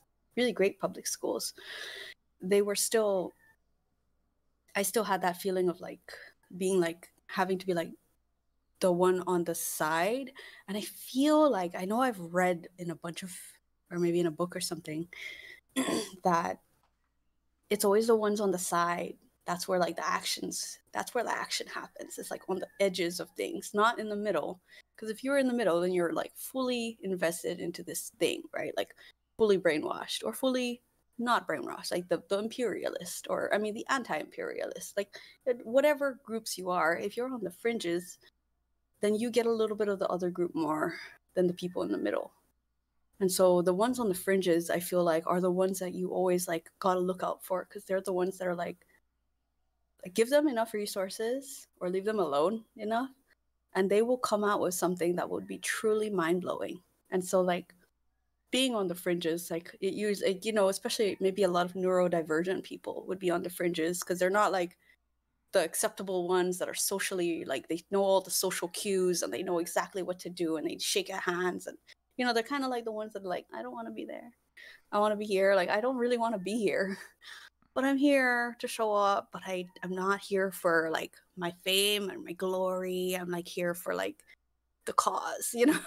Like, so it's a little bit different when you show up to things with the idea like you actually want to learn, or you actually want to be there for that cause. You're not here for all the little frilly things they throw out, or you're not here to be the Haunani K Trask necessarily. You're here to support maybe the Haunani K Trasks, and you're here like genuinely in support of her, but you're not here to be like, I'm going because I want to be against it, you know. Like, you're on the fringe. And I think like us being on the fringes of like whatever, like our upbringings and stuff, was like super important, because like it makes you who you are. And like it makes you also like, it like determines like your life path in a way. Like you said, like you could have gone all out into some crazy, oh sorry, not, didn't want the ableist, some like just wild like paths that would have led you totally differently. But like because you are on the side, like it showed you like other ways, you know, other like little meandering paths that maybe were meandering for you in that moment, but like eventually made you, you know, push you into like game developing. And then you were able to develop a game that like had like overt, or maybe not overt, themes of colonialism built in, like partially maybe for an entertainment purpose, but also for like a learning, you know. And that like maybe other more, that's like more of like the others on the side, on the fringes, that are trying to relate to something, like needed that kind of thing, you know, so that they could be like, oh, there is something made just for me, this is for me, you know. Like I mean, like other parts of your identity, you know, being Mahu, but being from a family that was also maybe not affluent, but you yourself are not like all the way up in there, like with like maybe your siblings, right? You're like a little more on the side. Like I feel like that's like where the magic happens. It's like that's like this, I don't want to say the sweet spot, but like it's where things happen. Like I feel like that's where Deep Pacific podcast for me came up in, was like because I was on the side of these things, and I don't want to be in the middle. I don't want to show, like, I don't want the attention to be on me and my journey, and like oh, what a cool person. Like I'd rather so much be like that meme of like Will Smith and like Jada Pinkett Smith when they were still married, and he was like that is me. I am Will Smith in there. Like I'm like the one that's like, look at these people, they're like so cool. Like they're the ones that you need to pay attention to. They're like the ones that's doing like the work. Like I mean, I am too, but this is my work, is to be this role. Like we all have our little roles to play in like decolonial like struggles, you know, in every place. And it's like my role is to be that person, but like maybe your roles evolve, you know, after getting like different experiences and stuff. But I've always felt like that was like the thing that made me, it was my unique set of like brain cell that like led me down that path to then be like, I'm not the oldest, nor am I like a Leo. Like I'm not the one that's like, give me the glory. Like I'm very much like, please look at this other person and like don't pay attention to me, and like you don't need to like even remember my name. Like nor am I expecting it. I just want you to know how these people are connected to us, like hear from them. So yeah, I think I really feel like when you were saying like you were alone a lot, and like angry a lot, like you didn't really know where to put it into, or like, you know, all the like just as a part of your person, like it's intrinsic to you. It is not something that you could have been like, let me read a self-help book and I'll get a little more outgoing. You know, you're just like, this is you, like the unapologetically, but also like the journey is you are your journey too. Like I don't know how to describe it. I feel like I'm just like, I'm like an AI spitting out a lot of different quotes that are put together. But No, I think I thank you for your path. I'm glad you made that, and then this channel, and you know, all of that. No, like I definitely, you know, thanks for asking me that. I don't think I'd actually thought about that for a while. I don't know if a lot of that's all like it's cluttered in my mind. So But if it does seem like you have had like similar experiences. I know I spent a lot talking about my own path. I should probably get some more of like the. I mean, well, the same question, right? Like, what was there anything in particular that set you on your path, or like, or is it like a spectrum of things? Kind of like, I know I didn't really say exactly where, but there's a lot of key points. I don't know if you want to talk some more about that, like what brought you to Deep Pacific Podcast or the work you currently do. Yeah. I thank you. I I think for me, and I talked about it on another one hour. I don't know if I've ever spoken about it too much, but for me it was a specific moment. It was, I mean, because like you, I was brought up in a very like analytical, like not like science. Like I did not realize how much culture I was receiving until I left my island, went to Guam, and Guam has a little bit of a different, like it's more in your face. The colonialism, the brainwashing, the propaganda is more in your face in Guam, which matched me because I was it was my first time to go away from home. I was 17 when I went to college, and then like around like when I was like 19, there was these. I was in paralegal studies was my minor because I really liked government. Like I loved learning about government. I didn't necessarily want to learn laws. I just wanted to get good at it, and it ended up making me very formidable when it comes to like these environmental impact statements, because like getting that like law, like policy, and like all of that, the governance, really makes you know like what you and you as a person, your personal rights, but also like human rights, like all, like just like sovereignty, like what those things are, ended up being something that I like was exposed to. And so I was a first year paralegal studies minor. I went to take administrative law, and I took it in Guam under former Senator Therese Terlahi. She in Guam is one of the current biggest advocates or like tomorrow activists of this like period, I guess. But she's also a lawyer.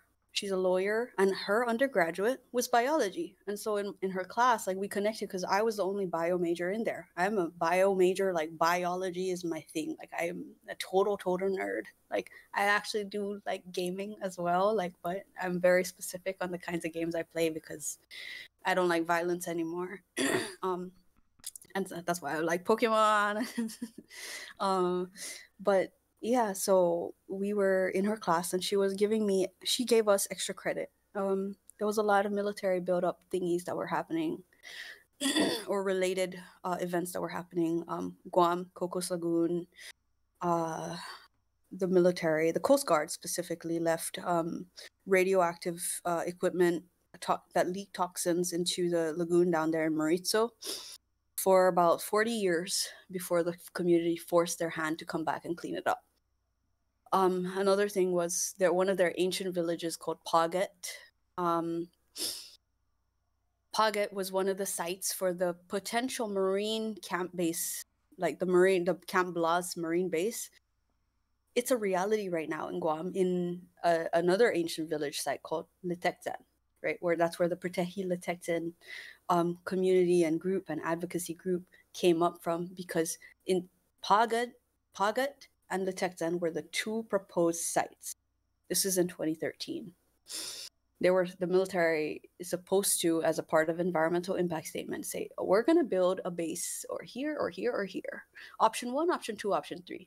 Option 1 comes with this number of really crappy stuff for your environment. Your environment's going to get destroyed to this degree. Option 2, this. Option 3, this. They also had to do an environmental impact statement for something called the Mariana Islands Training and Testing, MITT, area. I went to one of the subsets of the MITT for extra credit. I went for extra credit. I didn't know what I was walking into. This MITT thing tied to me because I only went to extra credit that actually somewhat relates to me. This one was talking about marine mammals, which it's not my area of expertise. I'm a ocean advocate for like coral reefs and like corals and like small things, maybe fish, but like marine mammals is like whales, and that's like stuff that I'm not culturally. We're not like South Pacific, where like whale teeth and things like that are like super part of their culture, you know, like they're like holy and sacred. For us, it's like we've it's been so long, like we've lost so much of like connections to like marine megafauna.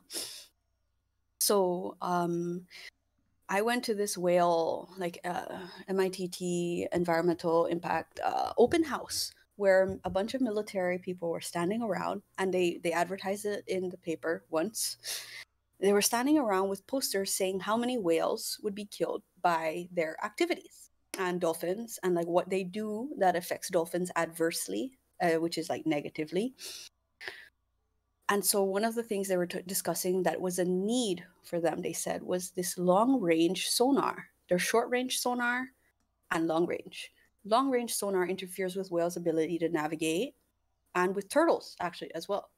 And so I went to this thing where I went just down the line and it was empty. Nobody was there. This is 2013, before FESPAC, before there was a large activist consciousness in Guam. Like there was, but it was pockets, and like a lot of the pocket groups, like kind of like it was like a scarcity mindset back then, right? So they were like kind of like warring with each other for like petty drama. Maybe, maybe you could relate out there in Hawaii. I don't know, but yeah, I went to that and went through the line of these white guys in uniform with poster boards saying how many whatever they're gonna kill, and saying like basically I was asking them like, is there any way you could not use this? And they were like, nope, national security. And I was like, doesn't it violate like some sort of marine mammal laws? And they were like, we have an exemption. Like basically that's what they were saying. Like they did not. So I was like, so you have to use it and you cannot be limited to how you, like, that was me being like, huh? Like, what? And from that, like, every time I went to another extra credit for that class, I learned a little bit more, and it made me, that was like my activation energy. After that, like, nothing was the same. Like after that, I was like, I need to hold these people accountable. Like there's nobody in this room. How come me, a person from the CNMI, is here advocating for my whales and dolphins? And like, why is there no Guam people in this room? After FESPAC, different story. The room would be maybe, if they had it at the UOG lecture hall, all of a sudden there was a lot of people. Like decolonialism like peaked after FESPAC. Like I feel like FESPAC, that converging of all these other Pacific Island artists and scholars and activists, like really stimulated the Pacific consciousness in a way that had never been done in the Western Pacific, like in the Mariana Islands period. Unfortunately, almost very few people from my island showed up for FESPAC because we were undergoing some very extreme austerity during that time. We're still recovering from Super Typhoon Sodalor, which hit in 2016, the same year FESPAC happened. 2015. So it didn't really touch, like this consciousness that I have didn't really touch my islands. But at that time, Guam, it was like an inferno. And so today's activists that are still around doing all these things in Guam, like Taylor Texan and all that, they went to FESPAC and they helped put on for FESPAC on the Guam side.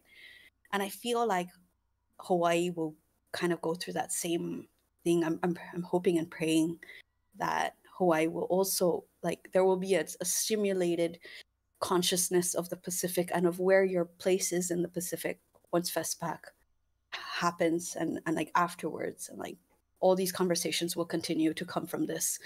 And so that my activation energy happened then, but like 2013, then 2016 FESPAC happened. Like it wasn't like many things that I attended in the meantime. Between that, I was just writing a lot of comments, but that was my like turning point. Like I couldn't not, you take it out from your eye and you cannot put the blindfold back on. from that point. So that led to the Pacific, led to me putting all other islanders on the spotlight, because I just didn't hear from them very often at all. I mean, the most we heard of for us representation was Hawaii.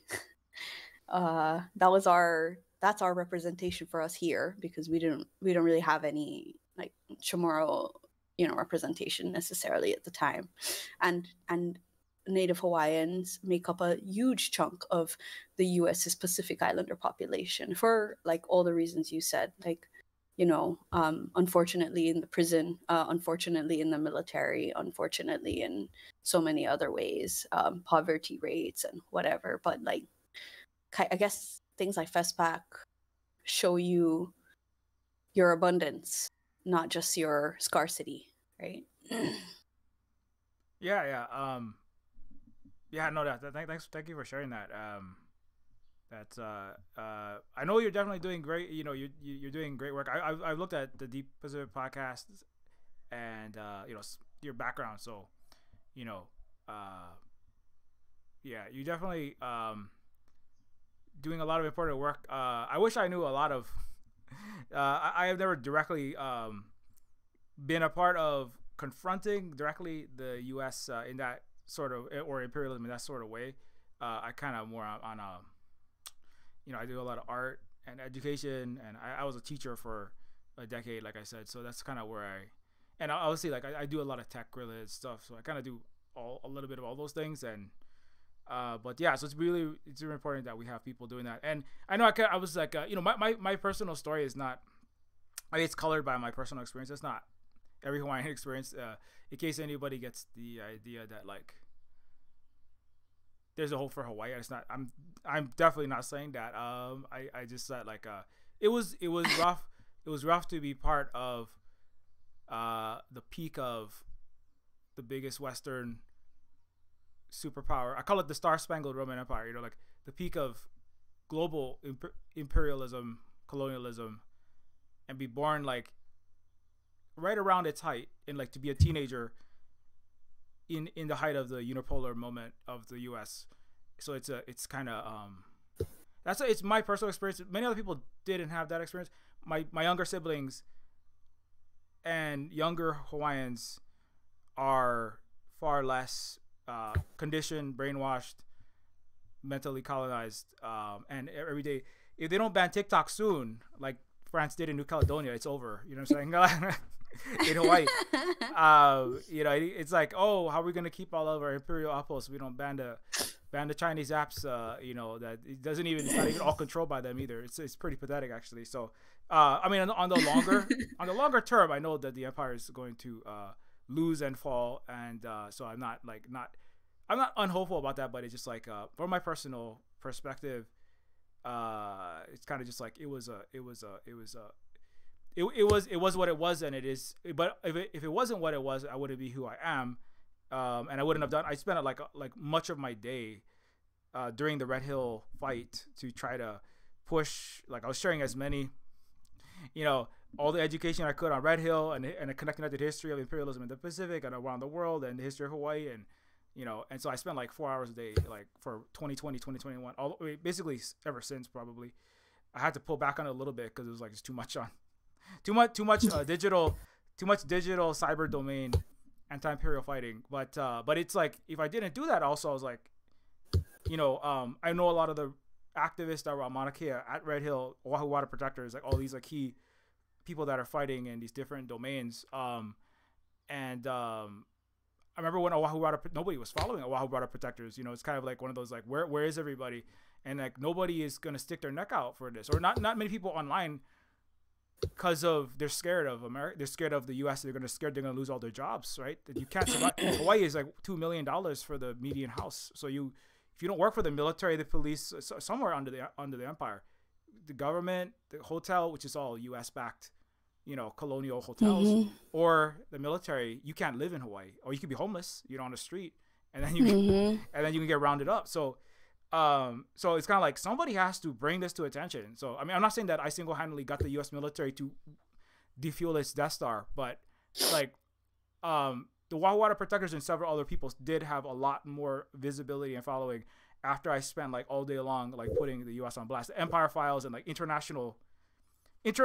several other international bodies came down and started like interviewing a lot more people after there was more, like there were a handful of like Okinawan activists, maybe some Sierra Club people, but it was like very little visibility and a lot of social media. So I spent, you know, I need to think that I didn't waste 4 hours a day for 3 years. No, you didn't. You played your role so well. Yeah, for your place, right? I hope I did something. I don't, again, like I don't personally need like I don't personally like need recognition. I don't need like awards for like I don't need the Haunani K Trask, you know, Oscar award. I don't need that, but I what like you said, like I would prefer that, although you know, I know there are lots of others that are doing it. I wish more of my, I think what I'm trying to say is I wish more of my and older generations would have picked it up sooner, you know, and I still hope that more of them pick up the fight rather than stay by the sidelines. And but you know, but that, you know, like that's, as you're kind of saying, like some of us that are kind of on the outliers have to kind of push things in a direction where other people are they have a little bit less ability to affect change from where they are. Because that's part of why I made one of my ideas was I'm going to make video games, and if I could just like sell these video games, because I sell these video games to everyone around the planet. I mean, people in the U.S. buy it, you know, Europe buy it, Germans, British, you know, actually British and Germans, because there's a lot. It's a very text heavy. Is it a PC game? It's a PC game. It's a PC game, yeah. It's like a point and click. Okay, I have a PC, so I will also buy it. You can check it out. I mean, it's like, yeah, you're talking about like violence. Like in this game, I was like, I was raised on a lot of violent video games, because that's how they train you to go, you know, shoot people that are brown and black around the world, is by getting you to. Well, that's not the only thing they do, but it's part of it. And so I remember I was like, I mean, I played, yeah. You know, I played like all the I was playing a lot of shooter games in my college days. Yeah, Halo, Call of Duty, all of that. Yeah. So, you know, I played a lot of that, and I was like, it's an adventure game, so it's mostly like solving puzzles. There is violence, but all the people that got shot are U.S. military police officers, and you know, all the cops are actually not good. They're all American, American police. ACAB, and also you know, the billionaire. I couldn't get it published because I specifically call out all the billionaires. I name a lot of specific individuals in the game, so I had to self-publish it. The richest people on the planet who like all have houses in Hawaii, I directly call them out in the game. So publishers don't like me.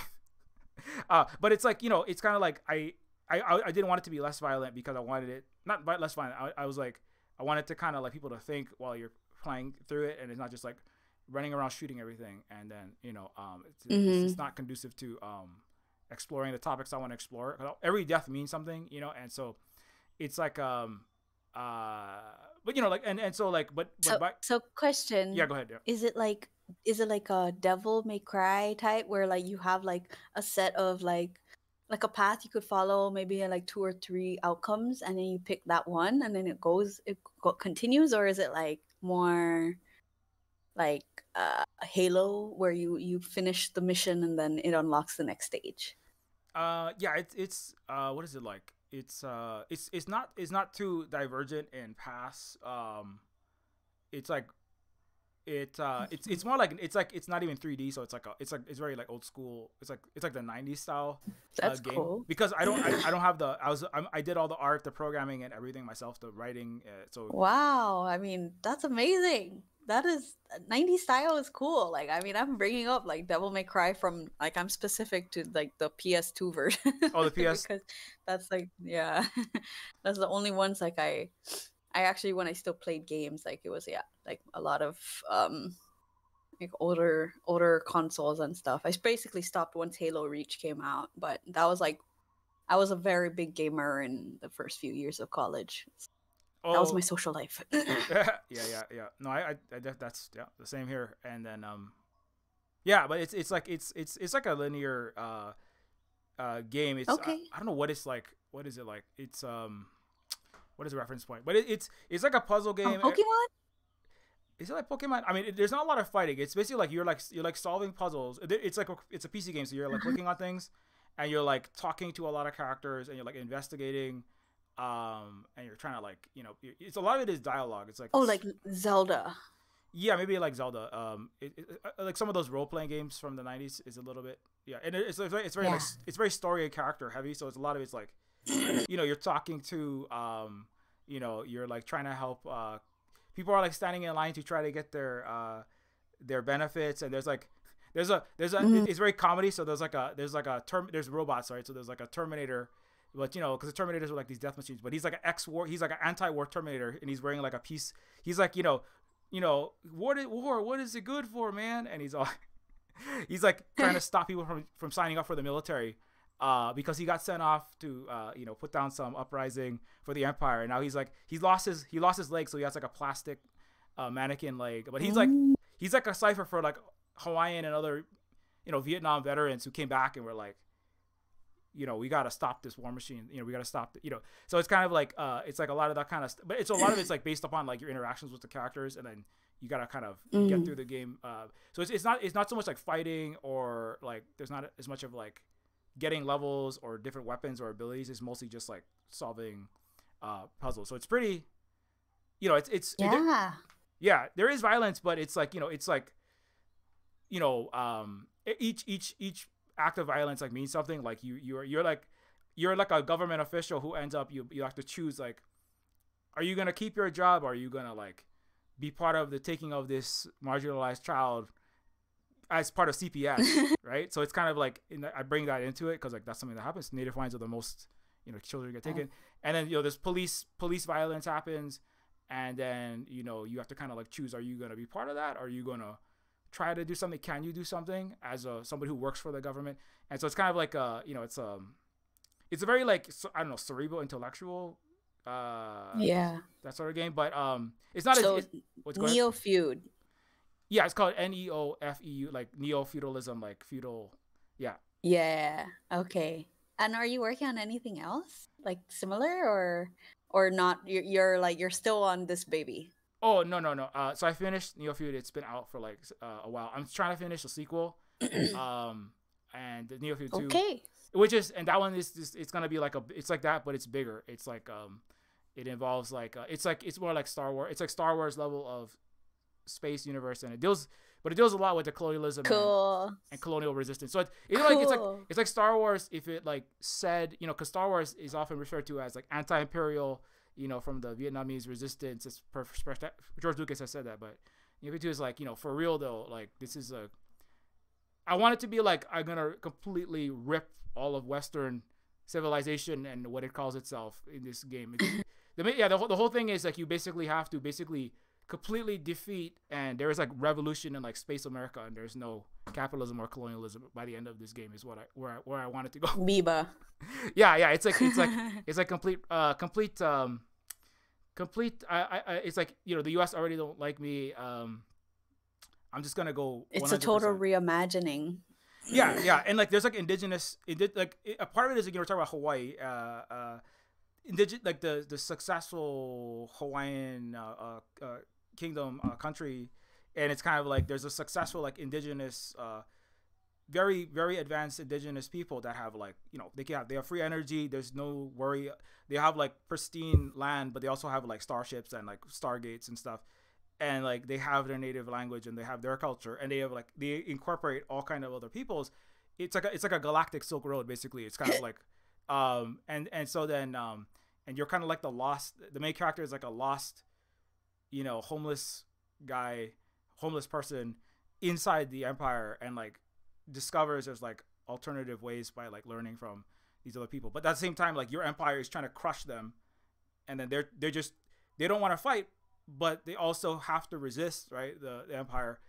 And so you're kind of like the in-between person that's trying to figure out how to not start like some cataclysmic war between these two like divide, like the not colonized and the would-be colonizer, and try to figure out how to resolve that, like because the colonizer only knows how to crush and take and steal and crush and accumulate, but they're also dying. Like they're losing their own technology. Their cities are collapsing. Their own people are floundering, right? And so it's kind of like where you know, it's kind of like where does America is they don't produce anything. Their people are starving. Their bridges are all falling apart. They're spent trillions of dollars on the military, and everyone's homeless.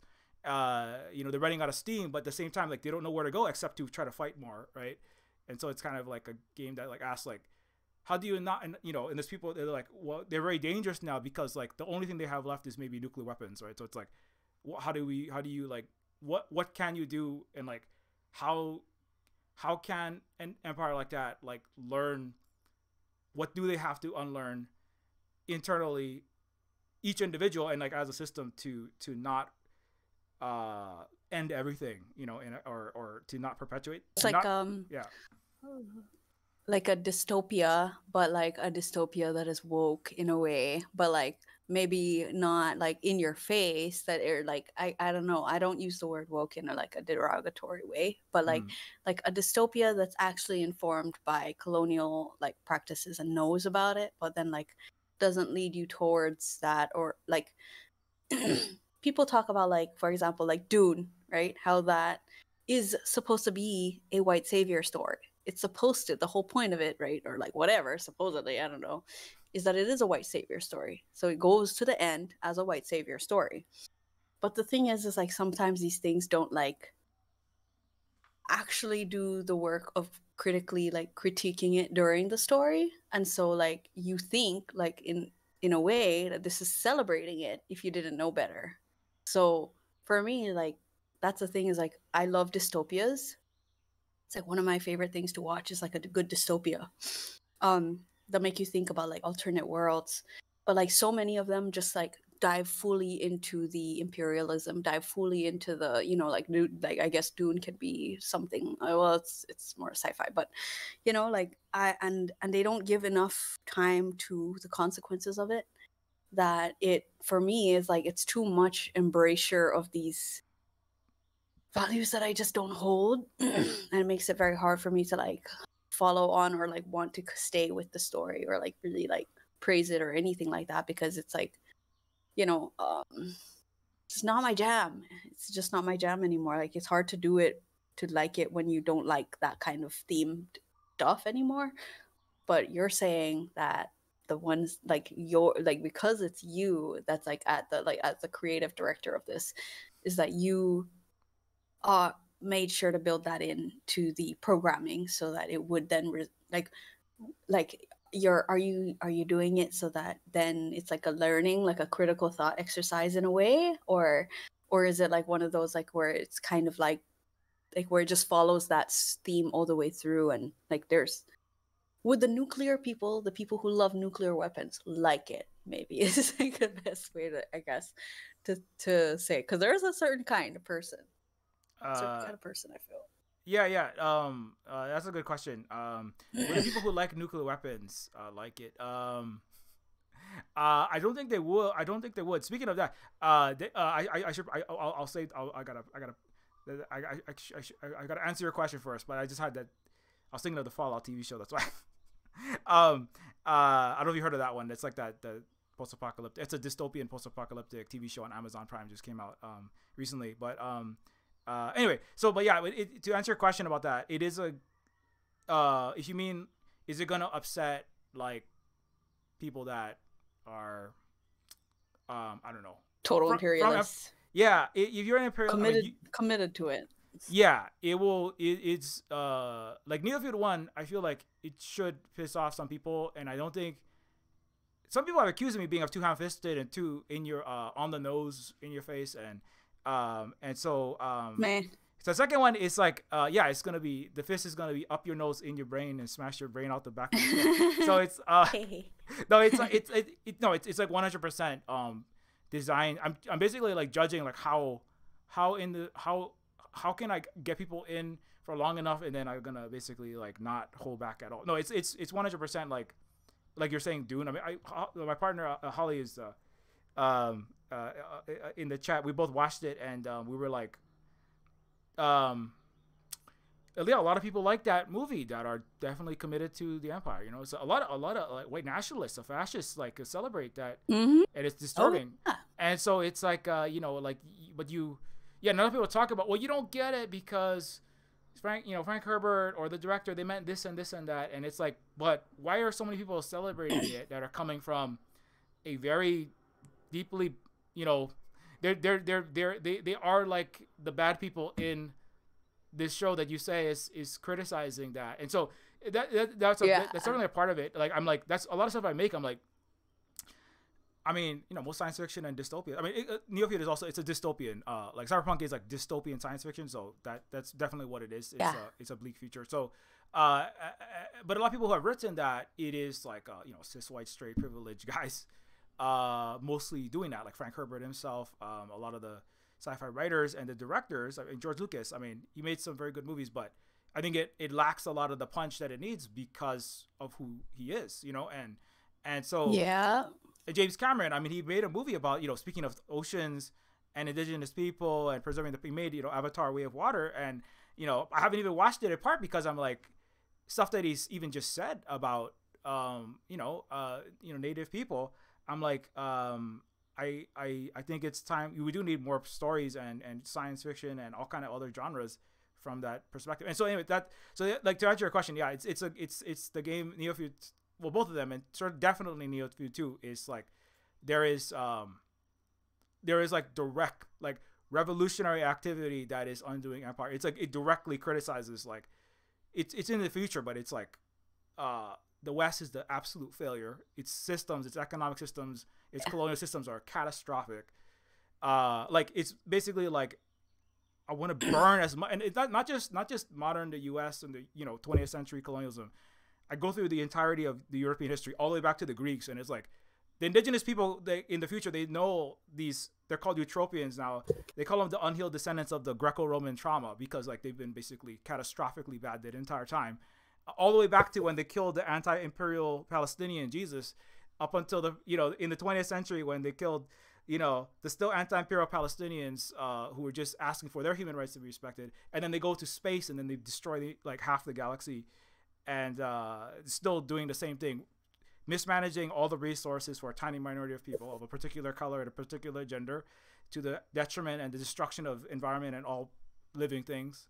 And there's catastrophic failures. But the problem is, like, you want to not be a violent, militarized people and replicate their traumas in your society.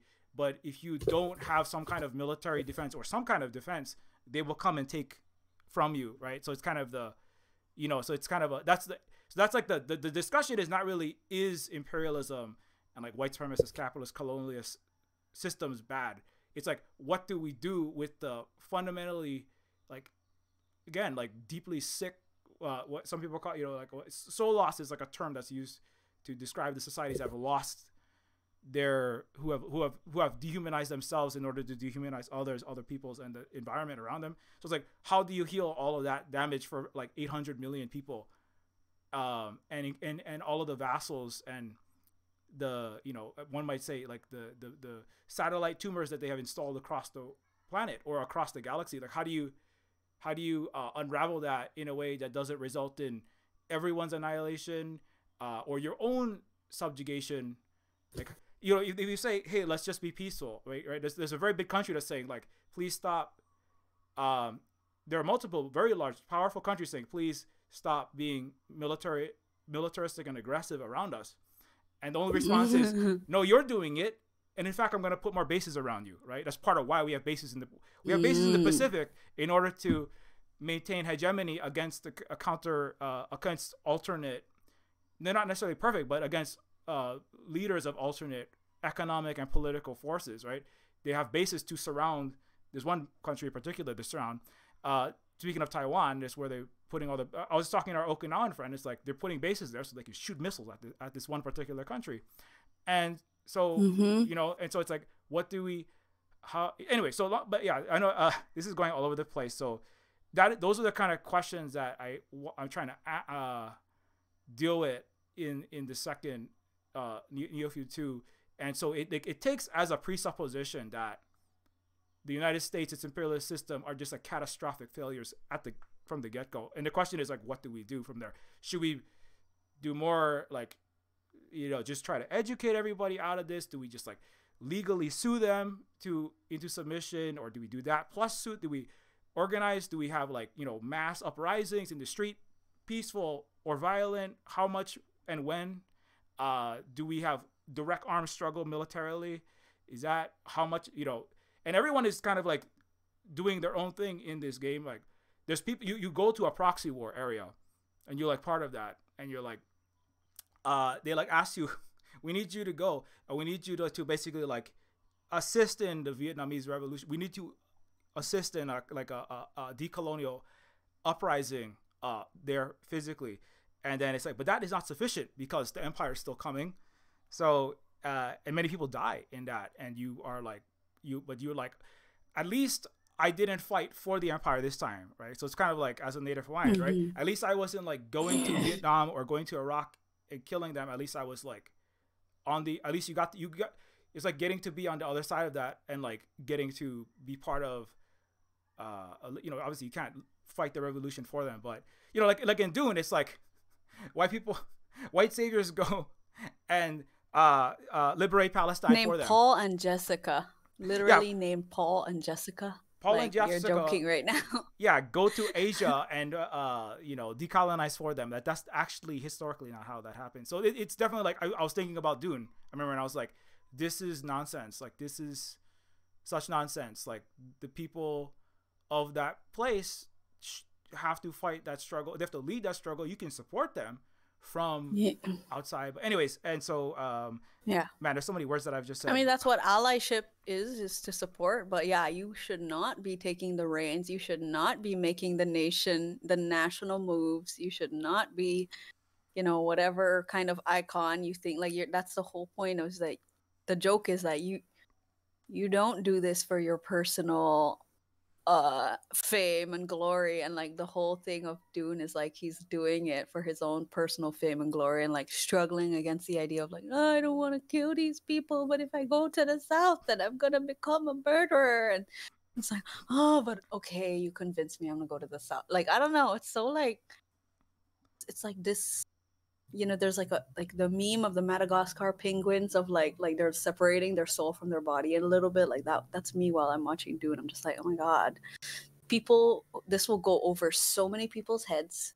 Like, I don't even know why they say that this is and like decolonial. This is so like embrasure. Like it's not.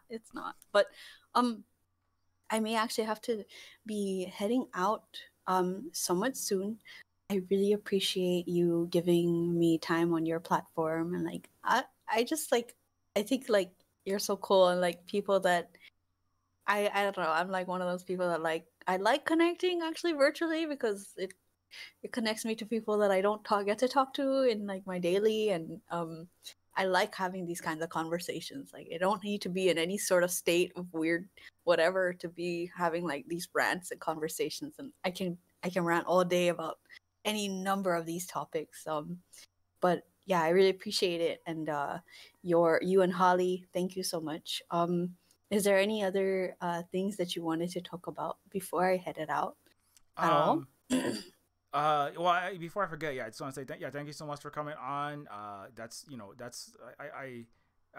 It's been really great to share that. I also feel like there's definitely affinity for so much of what you have said. So I definitely like need that to recharge some of my batteries. I used to try to do these more often, but I sometimes I have big events where I have like I said, like 5 of us all just just kind of like sharing this in a space that we can all feel free to share everything that you just sometimes it's hard to find those spaces, and I virtual is a really good space because you can anywhere, anytime, or not anywhere, anytime, but it's just easier than in person. And I'm so happy to talk to somebody from Northern Marianas, and from your island specifically. What was there anything specifically I wanted to ask? I think you've covered. It was about Dune. It was about Dune? No, I don't know. But I mean, I've done. Holly knows that we both I've done like multiple like long rants on that. I would love to. Oh, I would love to have you back soon. Love to have you back at some point to talk about more of these topics. I do feel like there's so much we could probably cover. So yeah, it's is there anything else that you feel like we didn't get to talk about that was like it would be good for people to know, or what you wanted to talk about and we kind of missed that? I can't think of anything off the top of my head before you gotta go. Or if you want to talk about Dune some more. Yeah. No. Like there's just so many yeah, there's a lot of rabbit holes that I'm like side eyeing like but, but no, I feel like this is I'm very about the islander the or I guess indigenous style of like every time you meet you might tell the same story, but there's going to be an added like thing or two to the story. No, I not so much. I yeah, I just wanted to thank you for your like for you and like for you and Holly and like what you Holly Hawaii and like you Holly Hawaii Hawaiian Kingdom like also just like for yeah doing this work and like being accessible and available because like I do not stream, I do not use OBS and all these things. Like I have certain tools that I've accumulated that allow me to, but it's hard to for me to like I feel like I need to be like more maybe take a cue from you, be more like just have like a general theme and then like be able to do something like that. But like the analysis paralysis stops me most of the time from doing a lot of what I really really want to do, like this kind of stuff. So yeah, thank you for just letting me rant and do the things I wanted to do for a while. Just yeah, out on your platform. Yeah, I just as I think the Marianas and like the Pacific in general, they say we're fragmented and whatever, and yeah, we're a place of war, and people always associate us with our colonizer, but we are our own peoples, and we are our own places, and we are all unique in our own ways, and it's like not even like a corny thing to say that, like it's legit, like we're literally have all these ties to ourselves and to each other, but also like that's all I want to do is like have us remember it. So thank you. But that's it. And also anytime, I know that I'm super expensive plane trip away, but anytime y'all want to come up to the Marianas or you happen to be on Guam or something like that, like please let me know. You're very welcome to coming by. And if you need a step back in a place that generally has more brown folks, we are a place. We are an option for that. That's from what I've heard from other Kanaka people who have come to Saipan specifically. They're like, it is nice. Like I feel like I could breathe here. Like you don't feel like that huge military presence. Like it is still a majority brown folks, which I come from that, and I'm happy to share it anytime, whether digitally or not. But yeah, no, it.